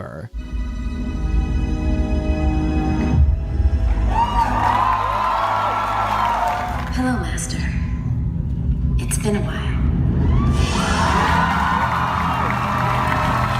I can't watch this without getting chills, man. The Clone Wars was saved and was coming back for a final season. I vividly remember where I was when this news broke. I was working in a parking lot, and my phone blew up because my friends heard the news that the Clone Wars was coming back. All I was doing for the next 4 hours was pacing back and forth thinking of how awesome this was. Now, we did end up having to wait a year and a half to actually watch the season, but it was totally worth the wait. What's interesting to think about when it comes to this unique final season are the reasons why the show was likely brought back. We'd all love to think Disney just loves the fans and wanted to please them, but we know Disney is a business first. There has to be a bigger reason than because it was for the fans. No one involved has ever given concrete reasons why the show was brought back for a season, but given what was going on back in 2018, I'd like to speculate about some of the likely reasons why it was brought back. I would suspect the biggest reason the Clone Wars was brought back was because of the direction of the Mandoverse. Because Disney Plus was now a thing, and the rise of Skywalker was on the horizon, Lucasfilm was likely planning their next phase of Star Wars. That, of course, included The Mandalorian, something Dave Filoni was heavily a part of now that Rebels had concluded. If we look back at what happens during The Mandalorian Season 2, we meet Bo-Katan, who sends Mando on his way to find Ahsoka. Considering the Clone Wars Season 7 came out between the first and second seasons of The Mandalorian, I wouldn't be surprised if they used the Clone Wars as a way to introduce Ahsoka to more casual fans. Yes, the Clone Wars had a massive fan base, but when The Force Awakens came out, so many new fans were brought into the fan base. A good portion of them would watch The Mandalorian and have no clue who Ahsoka was. So reintroducing Ahsoka with the final season of the Clone Wars was Filoni's way of familiarizing her with more fans. It's also important to note that the end of 2020 was when the Ahsoka show was announced. I wouldn't be surprised if Filoni knew fans would would go back to watch the Clone Wars, and it would continue to really piss him off that the series was never concluded properly. The launching of Disney Plus was also likely a big reason why. At the time, Lucasfilm had only announced The Mandalorian and Andor. If Disney is going to launch its own streaming service, they're going to need more content than that. As a result, the Clone Wars became an intriguing idea for Disney. They know the Clone Wars had a big fan base, so they could use the final season as a way to get fans to sign up. This last reason is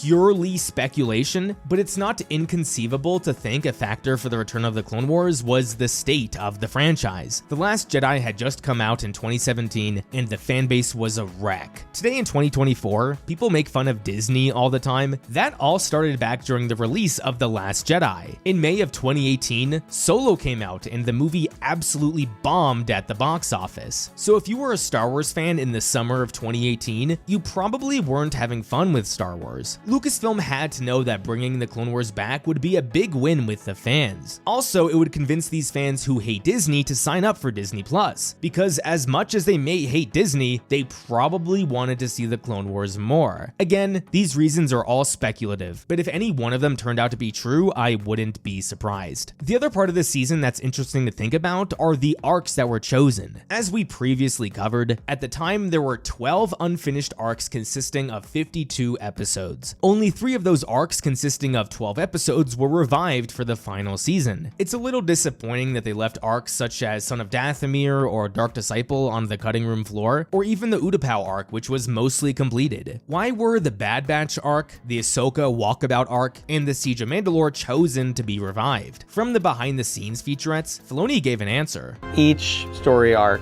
in the last 12 episodes gives you an important piece of the end of the war. The clone's perspective, Ahsoka's perspective, and then the finale, which brings both of those two together. Because in the end, the Clone Wars to me is about Ahsoka and Rex. This was actually quite smart from Filoni. I wouldn't be surprised if Lucasfilm would only give him a budget for 12 episodes, so Filoni had to sit down and choose which arcs made the most sense. The Siege of Mandalore was obvious. That was the ending of the series and needed to be told. The Bad Batch and Ahsoka Walkabout arcs aren't super important arcs and frankly aren't that memorable either, but they do remind us of who the clones are and who Ahsoka is, so Filoni's reasons make sense. There are probably a few more underlying reasons, however. It takes no genius to figure this out, but Filoni probably chose the Bad Batch arc because he wanted it to be a backdoor pilot for a Bad Batch series. We all know the Bad Batch came out shortly after the Clone Wars Season 7, and they absolutely knew that was going to happen when they were making the final Clone Wars season. Would I have loved to have gotten even another 4 episodes? Yeah, but I'm not surprised that these 12 episodes were the ones that were chosen. Before we move on to discussing the story of Season 7, let's look at how the season was affected by the 6-year time gap from Season 6. A lot changed with Star Wars in those 6 years. We had gotten an entire sequel trilogy in that time span, we had gotten 2 spin-off movies, we had gotten an animated show that heavily featured parts of the Clone Wars, and the team's ability to animate had also gotten so much better. The quality in the animation is noticeably better here than when we last saw it. I remember being in awe of how smooth the lightsaber fight between Ahsoka and Maul was. The reason it was so smooth was because Lucasfilm Animation was actually able to use motion capture to create this fight. And for that motion capture, they brought back Ray Park, the original actor of Darth Maul. This shit is awesome. When it comes to the production of the season, however, the most interesting thing to think about is how it relates to Star Wars Rebels. When watching the Clone Wars for the first time, you don't know what's going to happen to any of the new characters, like Ahsoka and Rex. Even Maul, now that he's alive, you don't know what will happen to him either. The Clone Wars ended in Season 6, and their fates were largely left undecided. Then Star Wars Rebels came out. That show told us how Ahsoka survived, it told us how Rex survived, it even told us how Maul survived, and how they were all involved in this Siege of Mandalore. Rebels concluded, and now the final season of the Clone Wars was being told. For anyone who is mildly up to date with Star Wars animation, as great as the Siege of Mandalore is, we all know what's going to happen once Order 66 is executed. Maul escapes, Ahsoka survives, Rex survives and removes his inhibitor chip. But now in 2024, if you were to watch the Clone Wars for the first time, you don't know what's going to happen to these characters in Season 7. In fandoms, people love to discuss release orders in chronological orders, but with Star Wars animation, no one is going to watch the first 6 seasons of the Clone Wars, then Rebels, and then the last season of the Clone Wars. So it puts people who watched Season 7 right when it came out in a unique position. I know I just said people in 2024 watching the Clone Wars for the first time wouldn't know what would happen to these characters, characters, assuming they hadn't watched Rebels yet, but that's not likely true. If you are on Disney Plus and you happen to see the Ahsoka series shown with a middle-aged woman on the cover, you might be inclined to believe that teenager Ahsoka in the Clone Wars lives for a few more decades. Also, if you happen to watch Solo: A Star Wars Story, you will come across Darth Maul, so you know he won't die here either. The point I'm trying to make is that the Siege of Mandalore is a masterclass in storytelling, but realistically the fates of all the characters are spoiled by the dozens of other Star Wars stories. So the only way for someone to truly appreciate the Siege of Mandalore is if they're a new fan of the franchise and they lock themselves away from the internet until they watch all 7 seasons of the Clone Wars. And how many of those fans exist? The Clone Wars Season 7 is one of the most unique pieces of Star Wars media, considering how the show was canceled 7 years before. But as I always say, at the end of the day, it's the story that matters. So let's dive deep into the 12 episodes of the Clone Wars Season 7.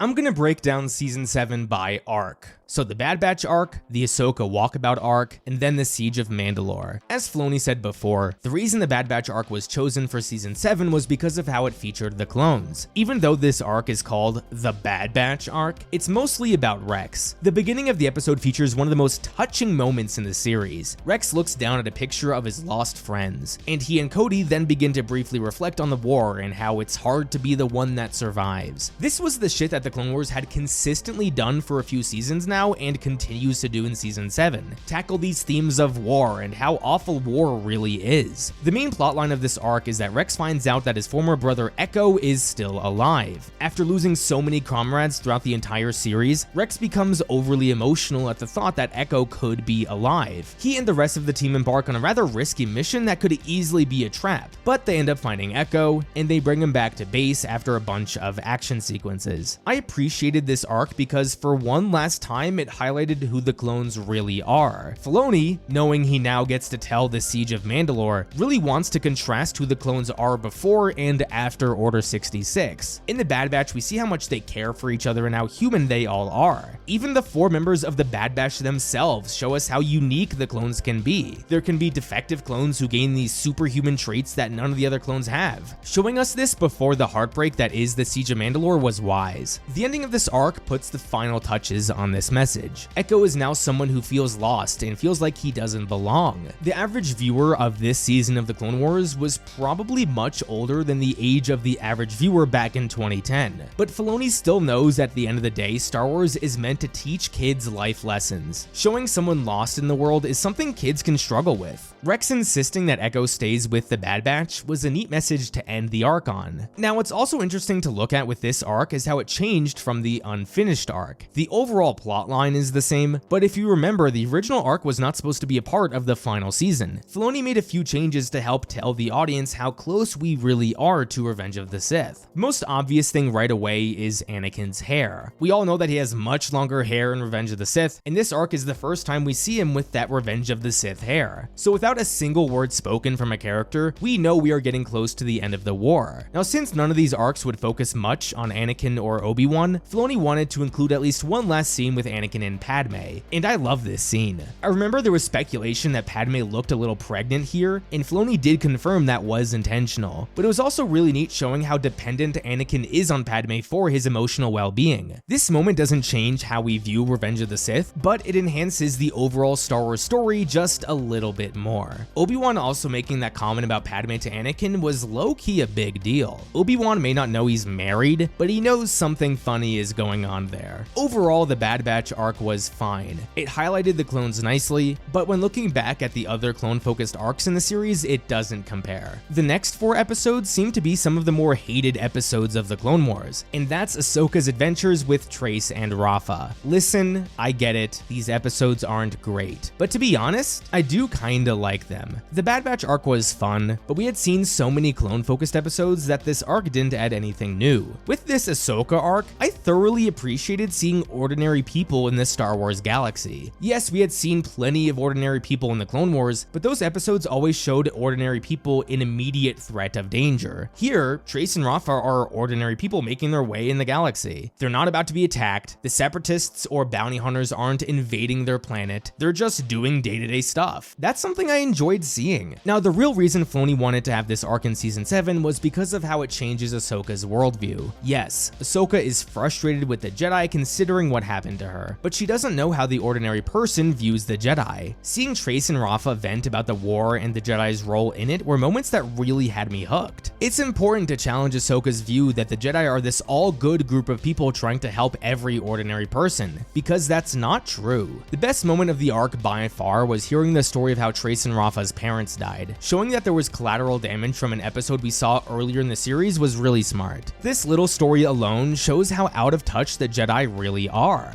I felt angry for Trace and Rafa when Rafa told Ahsoka that after her parents died, the Jedi just said that's the will of the Force or whatever. I would lose it if that happened to me. Say what you will about Trace and Rafa, but this one scene alone explaining their parents' death justifies the arc's existence for me. It makes sense now why Ahsoka would go out of her way to help Bo-Katan, because she's reminded of what the Jedi should be and how they should focus more on helping ordinary people. Ahsoka remembering her Jedi training and remembering what a Jedi should be is so important to her arc going forward, in both Rebels and the Ahsoka show, so I fully appreciate this arc. When I was covering the unfinished episodes, if you remember, instead of Trace and Rafa, Ahsoka was going to follow around this dude Nix. This might be a hot take, but I like the change to have Trace and Rafa here instead of Nix. Ashley Eckstein said it was important for Ahsoka to be around girls her age, and I definitely agree with that. When Ahsoka meets Trace and Rafa, her eyes are truly opened to meet girls her age that have a completely different life experience from her. Truthfully, it kind of rocks her world. Was this arc great? No, but I don't think it's near the worst of the series. In fact, I quite enjoyed it. Now we can get to the real highlight of the season, the Siege of Mandalore. Right off the bat, you guys need to know I think this is the best arc of the series. In fact, if these 4 episodes were a movie, it would probably be my favorite Star Wars movie. Everything here was brilliant, everything worked, and it was the perfect conclusion to Star Wars: The Clone Wars. Let's begin, shall we? From the very first second, this arc separates it from the rest of the series. Changing the music from the classic Clone Wars theme to the classic Star Wars theme subconsciously tells us this is important. The brilliant thing about this opening is that they include something that will not affect the casual viewer at all, but make the hardcore fans freak out. We have all seen the Order 66 scene from Revenge of the Sith dozens if not hundreds of times. We know where all the Jedi died during that scene. We know Aayla Secura dies on Felucia, and we know that Plo Koon dies on Cato Nemoidia while in his starfighter. So what does this opening do? Shows us Aayla Secura on Felucia and Plo Koon in his starfighter. This tells hardcore fans this arc takes place just before Revenge of the Sith, and the arc completely uses this knowledge to its advantage. The arc is kinda split into 2 parts, the first 2 episodes and the last 2 episodes. The first 2 episodes basically do this. They show us over and over again why we love the Clone Wars, while also reminding us that Revenge of the Sith is on the horizon. The opening battle is pure Star Wars fun. The clones and the Jedi are fighting together, Anakin and Obi-Wan are having fun with each other, Anakin is being his typical self. It's impossible to watch this opening battle and not smile the whole time, but deep down you're also crying because you know what's about to happen. We see how great Anakin is here? Well, he's about to kill children. We see how close Anakin and Obi-Wan are? Well, they're about to fight to the death. We see how awesome the clones are? Well, they're about to become mindless machines and kill all the Jedi. In order for Order 66 to really hit hard, we need to contrast the lows with the highs of the Clone Wars. Show us what we love before you break our hearts. It's a smart way to play with our emotions. Ahsoka inevitably makes her way to a Republic ship, and this repeats what the previous scene did. This sequence shows us how awesome the clones are and how awesome Anakin is. The clones are so awesome and so compassionate that they painted Ahsoka's face on their helmets. I could not think of a bigger sign of loyalty than that. You can't watch this scene and not smile the whole time. But like before, deep down you're crying because you know they're all about to turn on her. Anakin giving Ahsoka her lightsabers back is another touching moment. It shows how close the two of them still are, even after being apart since season 5. The one advantage of Rebels coming out before season 7 is that we know this is the last time the two will see each other until they fight on Malachor. So that's also also depressing to think about. The rest of the first episode is just classic Star Wars fun. The whole sequence of Ahsoka jumping from ship to ship fighting the Mandalorians was badass. Now, the other thing these opening 2 episodes do really well is set a countdown timer. A countdown to Order 66. When Obi-Wan rushes in saying Grievous has attacked Coruscant, it tells us where in the timeline we are. We are right before the beginning of Revenge of the Sith. At the start of the second episode, Obi-Wan tells us Count Dooku is dead and that Anakin is spying on the Chancellor. We are updated on where we are in the timeline. The Battle of Coruscant is over, and we are at about the beginning of the second act of Revenge of the Sith. In the beginning of the third episode, we see the classic scene of Mace Windu saying, "I sense a plot to destroy the Jedi, the dark side surrounds the Chancellor." Okay, we are now minutes away from Order 66. We are on the edge of our seats. Throughout these first 2 episodes, we can't ignore the inevitable. We know Order 66 is going to happen. So these 3 moments showing us where we are in the timeline is a perfect way to build tension. The other part of this arc that perfectly takes advantage of our knowledge of Order 66 is the fight with Maul and Ahsoka. Sam Witwer made a great point about this fight. In all the join me scenes in Star Wars, the bad guy never has a great plan. It's just join me and become evil. With Maul, this is the first time the bad guy is totally correct about everything. What Clone Wars does, it sets up a join me scene where really the good guy or good girl should say yes, possibly. That was the really fun riff we have there, is that we haven't seen a join me scene where the bad guy actually has the better plan. Maul keeps on saying, the Republic will fall, the Jedi will die, and Skywalker is going to become Sidious's new apprentice. Ahsoka is looking at Maul like he's crazy. She rejects Maul the moment he says they have to stop Anakin because Ahsoka supposedly knows Anakin would never turn to the dark side. Holy shit, man. What a way to break our hearts. Maul is totally right about everything, and Ahsoka doesn't believe him because Anakin could never turn to the dark side. Damn.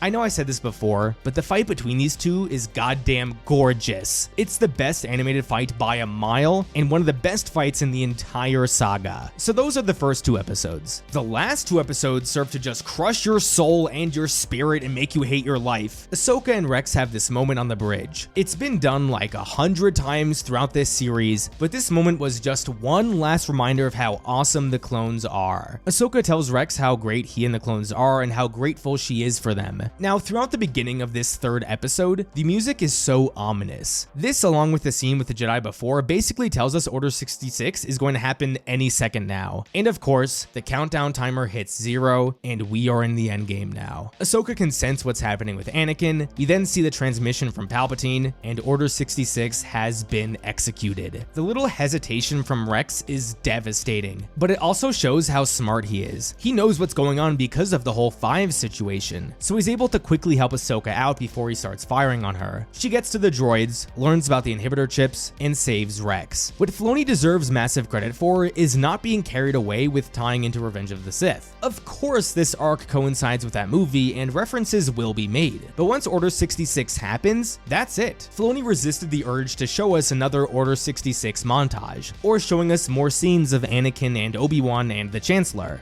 Filoni mentions that this was intentional. Revenge of the Sith already tells a good portion of this story, so he wanted to use this arc from the Clone Wars to focus solely on Rex and Ahsoka. The film saga tells the story of Anakin Skywalker and his rise and fall and then his redemption. I don't need to tell that story in the Clone Wars. Knowing that, identifying the main characters of the series then are probably Ahsoka and Rex. So there was a responsibility to tell the end of their story and then hand off Anakin and Obi-Wan to their proper conclusion, which is in the film Revenge of the Sith. So Rex and Ahsoka plan their escape. Ahsoka says she doesn't want to hurt the clones, and Rex loses it. This scene right here, the moment Ahsoka takes off Rex's helmet, is the thematic climax of the entire show. 7 seasons, 133 episodes, it is all built to this moment. A man crying because he just lost all his brothers, and a young girl standing firm in the lessons she has learned. I love that Ahsoka won't intentionally kill any of the clones. It just wouldn't make sense any other way. You can't show Ahsoka for 7 seasons loving these men and then having her easily kill them one by one. So the two plan their escape, and the tension here is suffocating. I wish I could have watched this arc not knowing what would happen in Rebels. During this entire escape, you constantly feel like you can't breathe. Rex and Ahsoka are so overwhelmed, and it doesn't help that the ship is about to crash onto a moon. I really appreciated the little detail that Ahsoka is visibly getting tired. It makes the stress and the overwhelm overwhelming situation she's in feel much more realistic. The way the episode ends, I think cements it as a masterpiece. I pose a question to you guys. What was the last line of dialogue spoken in the Clone Wars? Do you remember? You probably don't, because there isn't a single line spoken in the last 6 minutes of the episode. And the answer to my question is Rex yelling, "Come on." I've been saying this all series. The beginning of the arc was supposed to be filled with joy, action, and life, but the ending feels empty. There is no joy, there is only sadness and tragedy. Seeing the graves of all the clones is soul-crushing. The point of the Clone Wars was that it was all just a game for Palpatine to gain complete power. Everyone who was a part of it was just a piece. We look back at the series with a feeling like it was all for nothing.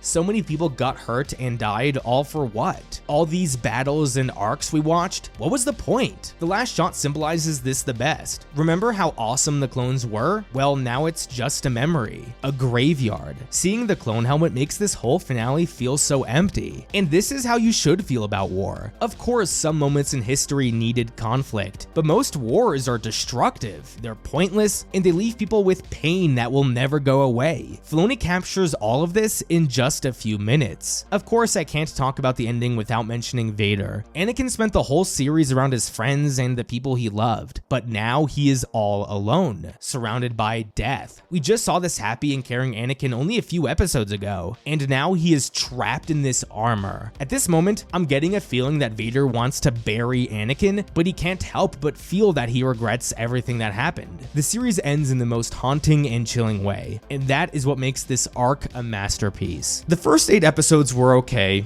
nothing special. The final arc, however, is the best thing this show has to offer. So let's look at the ratings and see what they have to say.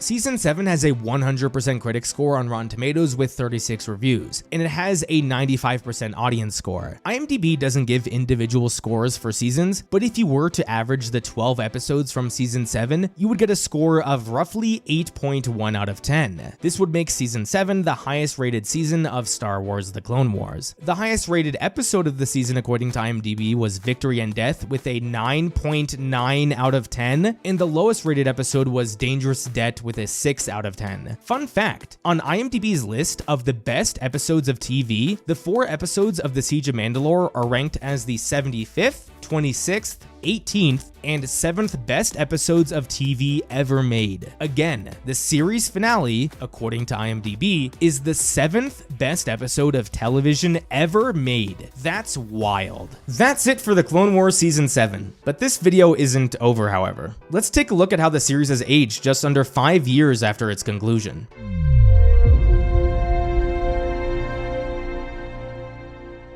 So, Star Wars: The Clone Wars all these years later, it's undeniable how much of an impact this show has had on the franchise. Say what you will about Star Wars under Disney, and trust me, there is a lot to say, but Lucasfilm has fully embraced the Clone Wars. It's so strange to think that the company that canceled the show 11 years ago has developed so much of the Star Wars franchise around said show. I mean, let's look at the other major projects under Disney that have Clone Wars influences. There's nothing really there in the sequels, although we do hear Ahsoka's voice during the Force Ghost scene with Rey. In Rogue One, we see the return of Saw Gerrera. It's now so common that we see animated characters return in live action, but back in 2016, this was unprecedented, especially since that was the era of Star Wars where Disney was trying to ignore anything that remotely connected to the prequels. Star Wars Rebels has Clone Wars influences literally all throughout. The highest rated episode of Rebels, Twilight of the Apprentice, is only rated that high because it paid off a relationship that was established in the Clone Wars. The Mandalorian also only exists because of the Clone Wars. I know the Mandalorians themselves existed way before the Clone Wars show, but the Mandalorian has based its Mandalorians off of the ones from the Clone Wars. The second season of the show introduced us to a live-action version of Bo-Katan and Ahsoka, 2 characters that came from the Clone Wars. In Season 3, Bo-Katan was a main character. Also, Cad Bane showed up in the Book of Boba Fett, a character created in the Clone Wars. The Ahsoka show was a show based on the main character of the Clone Clone Wars. Hell, in that show, Filoni probably got a hard-on recreating battles from the Clone Wars in live action. On the video game front, the Clone Wars has a heavy influence on the Cal Kestis games. In Battlefront 2, all the prequel characters are voiced by their Clone Wars counterparts. At this point, anytime Anakin or Obi-Wan show up outside of live action, they are voiced by Matt Lanter and James Arnold Taylor, the voice actors from the Clone Wars. It's a common thing to say these days that the Star Wars prequels have aged well. This is undeniable, but I passionately believe that a big part of that was because of what surrounded the prequel movies. The Clone Wars content that existed in the EU absolutely deserves credit for this, but so does the Clone Wars show as well. I was born in the late 90s, so you could call me a prequel kid, but frankly, I grew up on the Clone Wars way more than I did the prequels. Not everyone loves the Clone Wars, but it's undeniable that the show has had a major impact on the franchise. For those of you who didn't know prior to watching this video is actually a compilation of 7 shorter seasons I did on each season of the Clone Wars. Throughout this past month, I have read hundreds of comments of people talking about the show. So many of these comments are from people who talk about the Clone Wars being a huge part of their childhood. I see comments from people saying they watched the final season in 2020 when they were 12. That means they were born the year the Clone Wars movie came out. I've seen other comments as well from people saying they didn't watch the show until they were 40 or 50. I've always said that Star Wars is for kids, and that includes the Clone Wars, but it's undeniable that Star Wars and this show has the ability to transcend any age group. Because of all this, I firmly believe the Clone Wars is only going to continue to age better than it already has. So what does this mean for the future of Star Wars? It's always hard to say because whenever something new is announced, it's more likely than not going to get canceled, but we can speculate and propose some ideas. You know how there's Tales of the Jedi and Tales of the Empire? People have been asking me to cover those. Maybe I will, maybe I won't, but if I do, I would talk about how much I hate them. The format of these 10 to 12 minute shorts piss me off. What they should do is do Tales of the Clone Wars. As we previously covered, there are 40 unfinished episodes. Most of them have completed scripts buried at Lucasfilm. Some of these arcs unfortunately have no place in the canon anymore, but most of them do. Just do one 24-episode season for Tales of the Clone Wars. 4 episodes for the Utapau arc, 4 episodes for the Son of Dathomir arc, 8 episodes for Dark Disciple, 4 episodes for the Kashyyyk arc, and 4 episodes for the Bounty Hunter arc. I guarantee you this would do so much better than a third iteration of the current Tales of the Bozos. Now, the bigger opportunity for Lucasfilm is to make animated movies. Watch The Bad Batch and tell me the animation in that show isn't goddamn gorgeous. This is easily movie quality stuff. I don't want to hear any of this bullshit that an animated Star Wars movie wouldn't do well. Warner Brothers is currently trying this with Lord of the Rings. They're releasing an animated movie in December. Also, currently in 2024, the highest grossing movie of the year is animated, 2 of the 3 highest grossing movies of the year are animated, and 3 of the 6 highest grossing movies of the year are animated. So don't give me any of that baby back bullshit that an animated Star Wars movie couldn't do well. The 2008 Clone Wars movie didn't do well because the animation stunk and it wasn't that good. What if Lucasfilm took the famous Darth Plagueis novel and adapted that into an animated movie? What if we got an Old Republic animated movie? That would be awesome. Now, my most passionate idea is something you guys are going to disagree with, but I don't care. Do a Clone Wars-esque anthology series that takes place after the rise of Skywalker. Listen, I get it. I like the sequels and you guys hate them, but there is absolutely potential to tell stories there. Have someone else take a crack at making Rey a likable character. Have an arc devoted to Finn where he isn't chasing Rey for 2 hours. Have an arc where all these people from these different systems gather together to try and rebuild the government after the previous one was blown up. What role do the Jedi have after they were heavily involved with 3 wars? What if someone finds out that Rey is Palpatine's granddaughter? How would people react to the only Jedi alive being a descendant of the goddamn Emperor? The Clone Wars saved the prequels for a lot of fans. There is a blueprint there on how to build an animated show surrounding the events of a mostly disliked trilogy. What if a post-sequel trilogy show turned out to be quite decent? Don't you think that would build more interest in the supposed Rey trilogy that will likely never happen? I have all these ideas for the future of Star Wars, and a lot of these ideas stem from the greatness of the Clone Wars. We all agree not every arc in the show is perfect, but so much of it is, and that's what matters. So, the Clone Wars 5 years later, outside the 6 original films, the Clone Wars has had the biggest impact on the Star Wars franchise, and that's undeniable. By the way,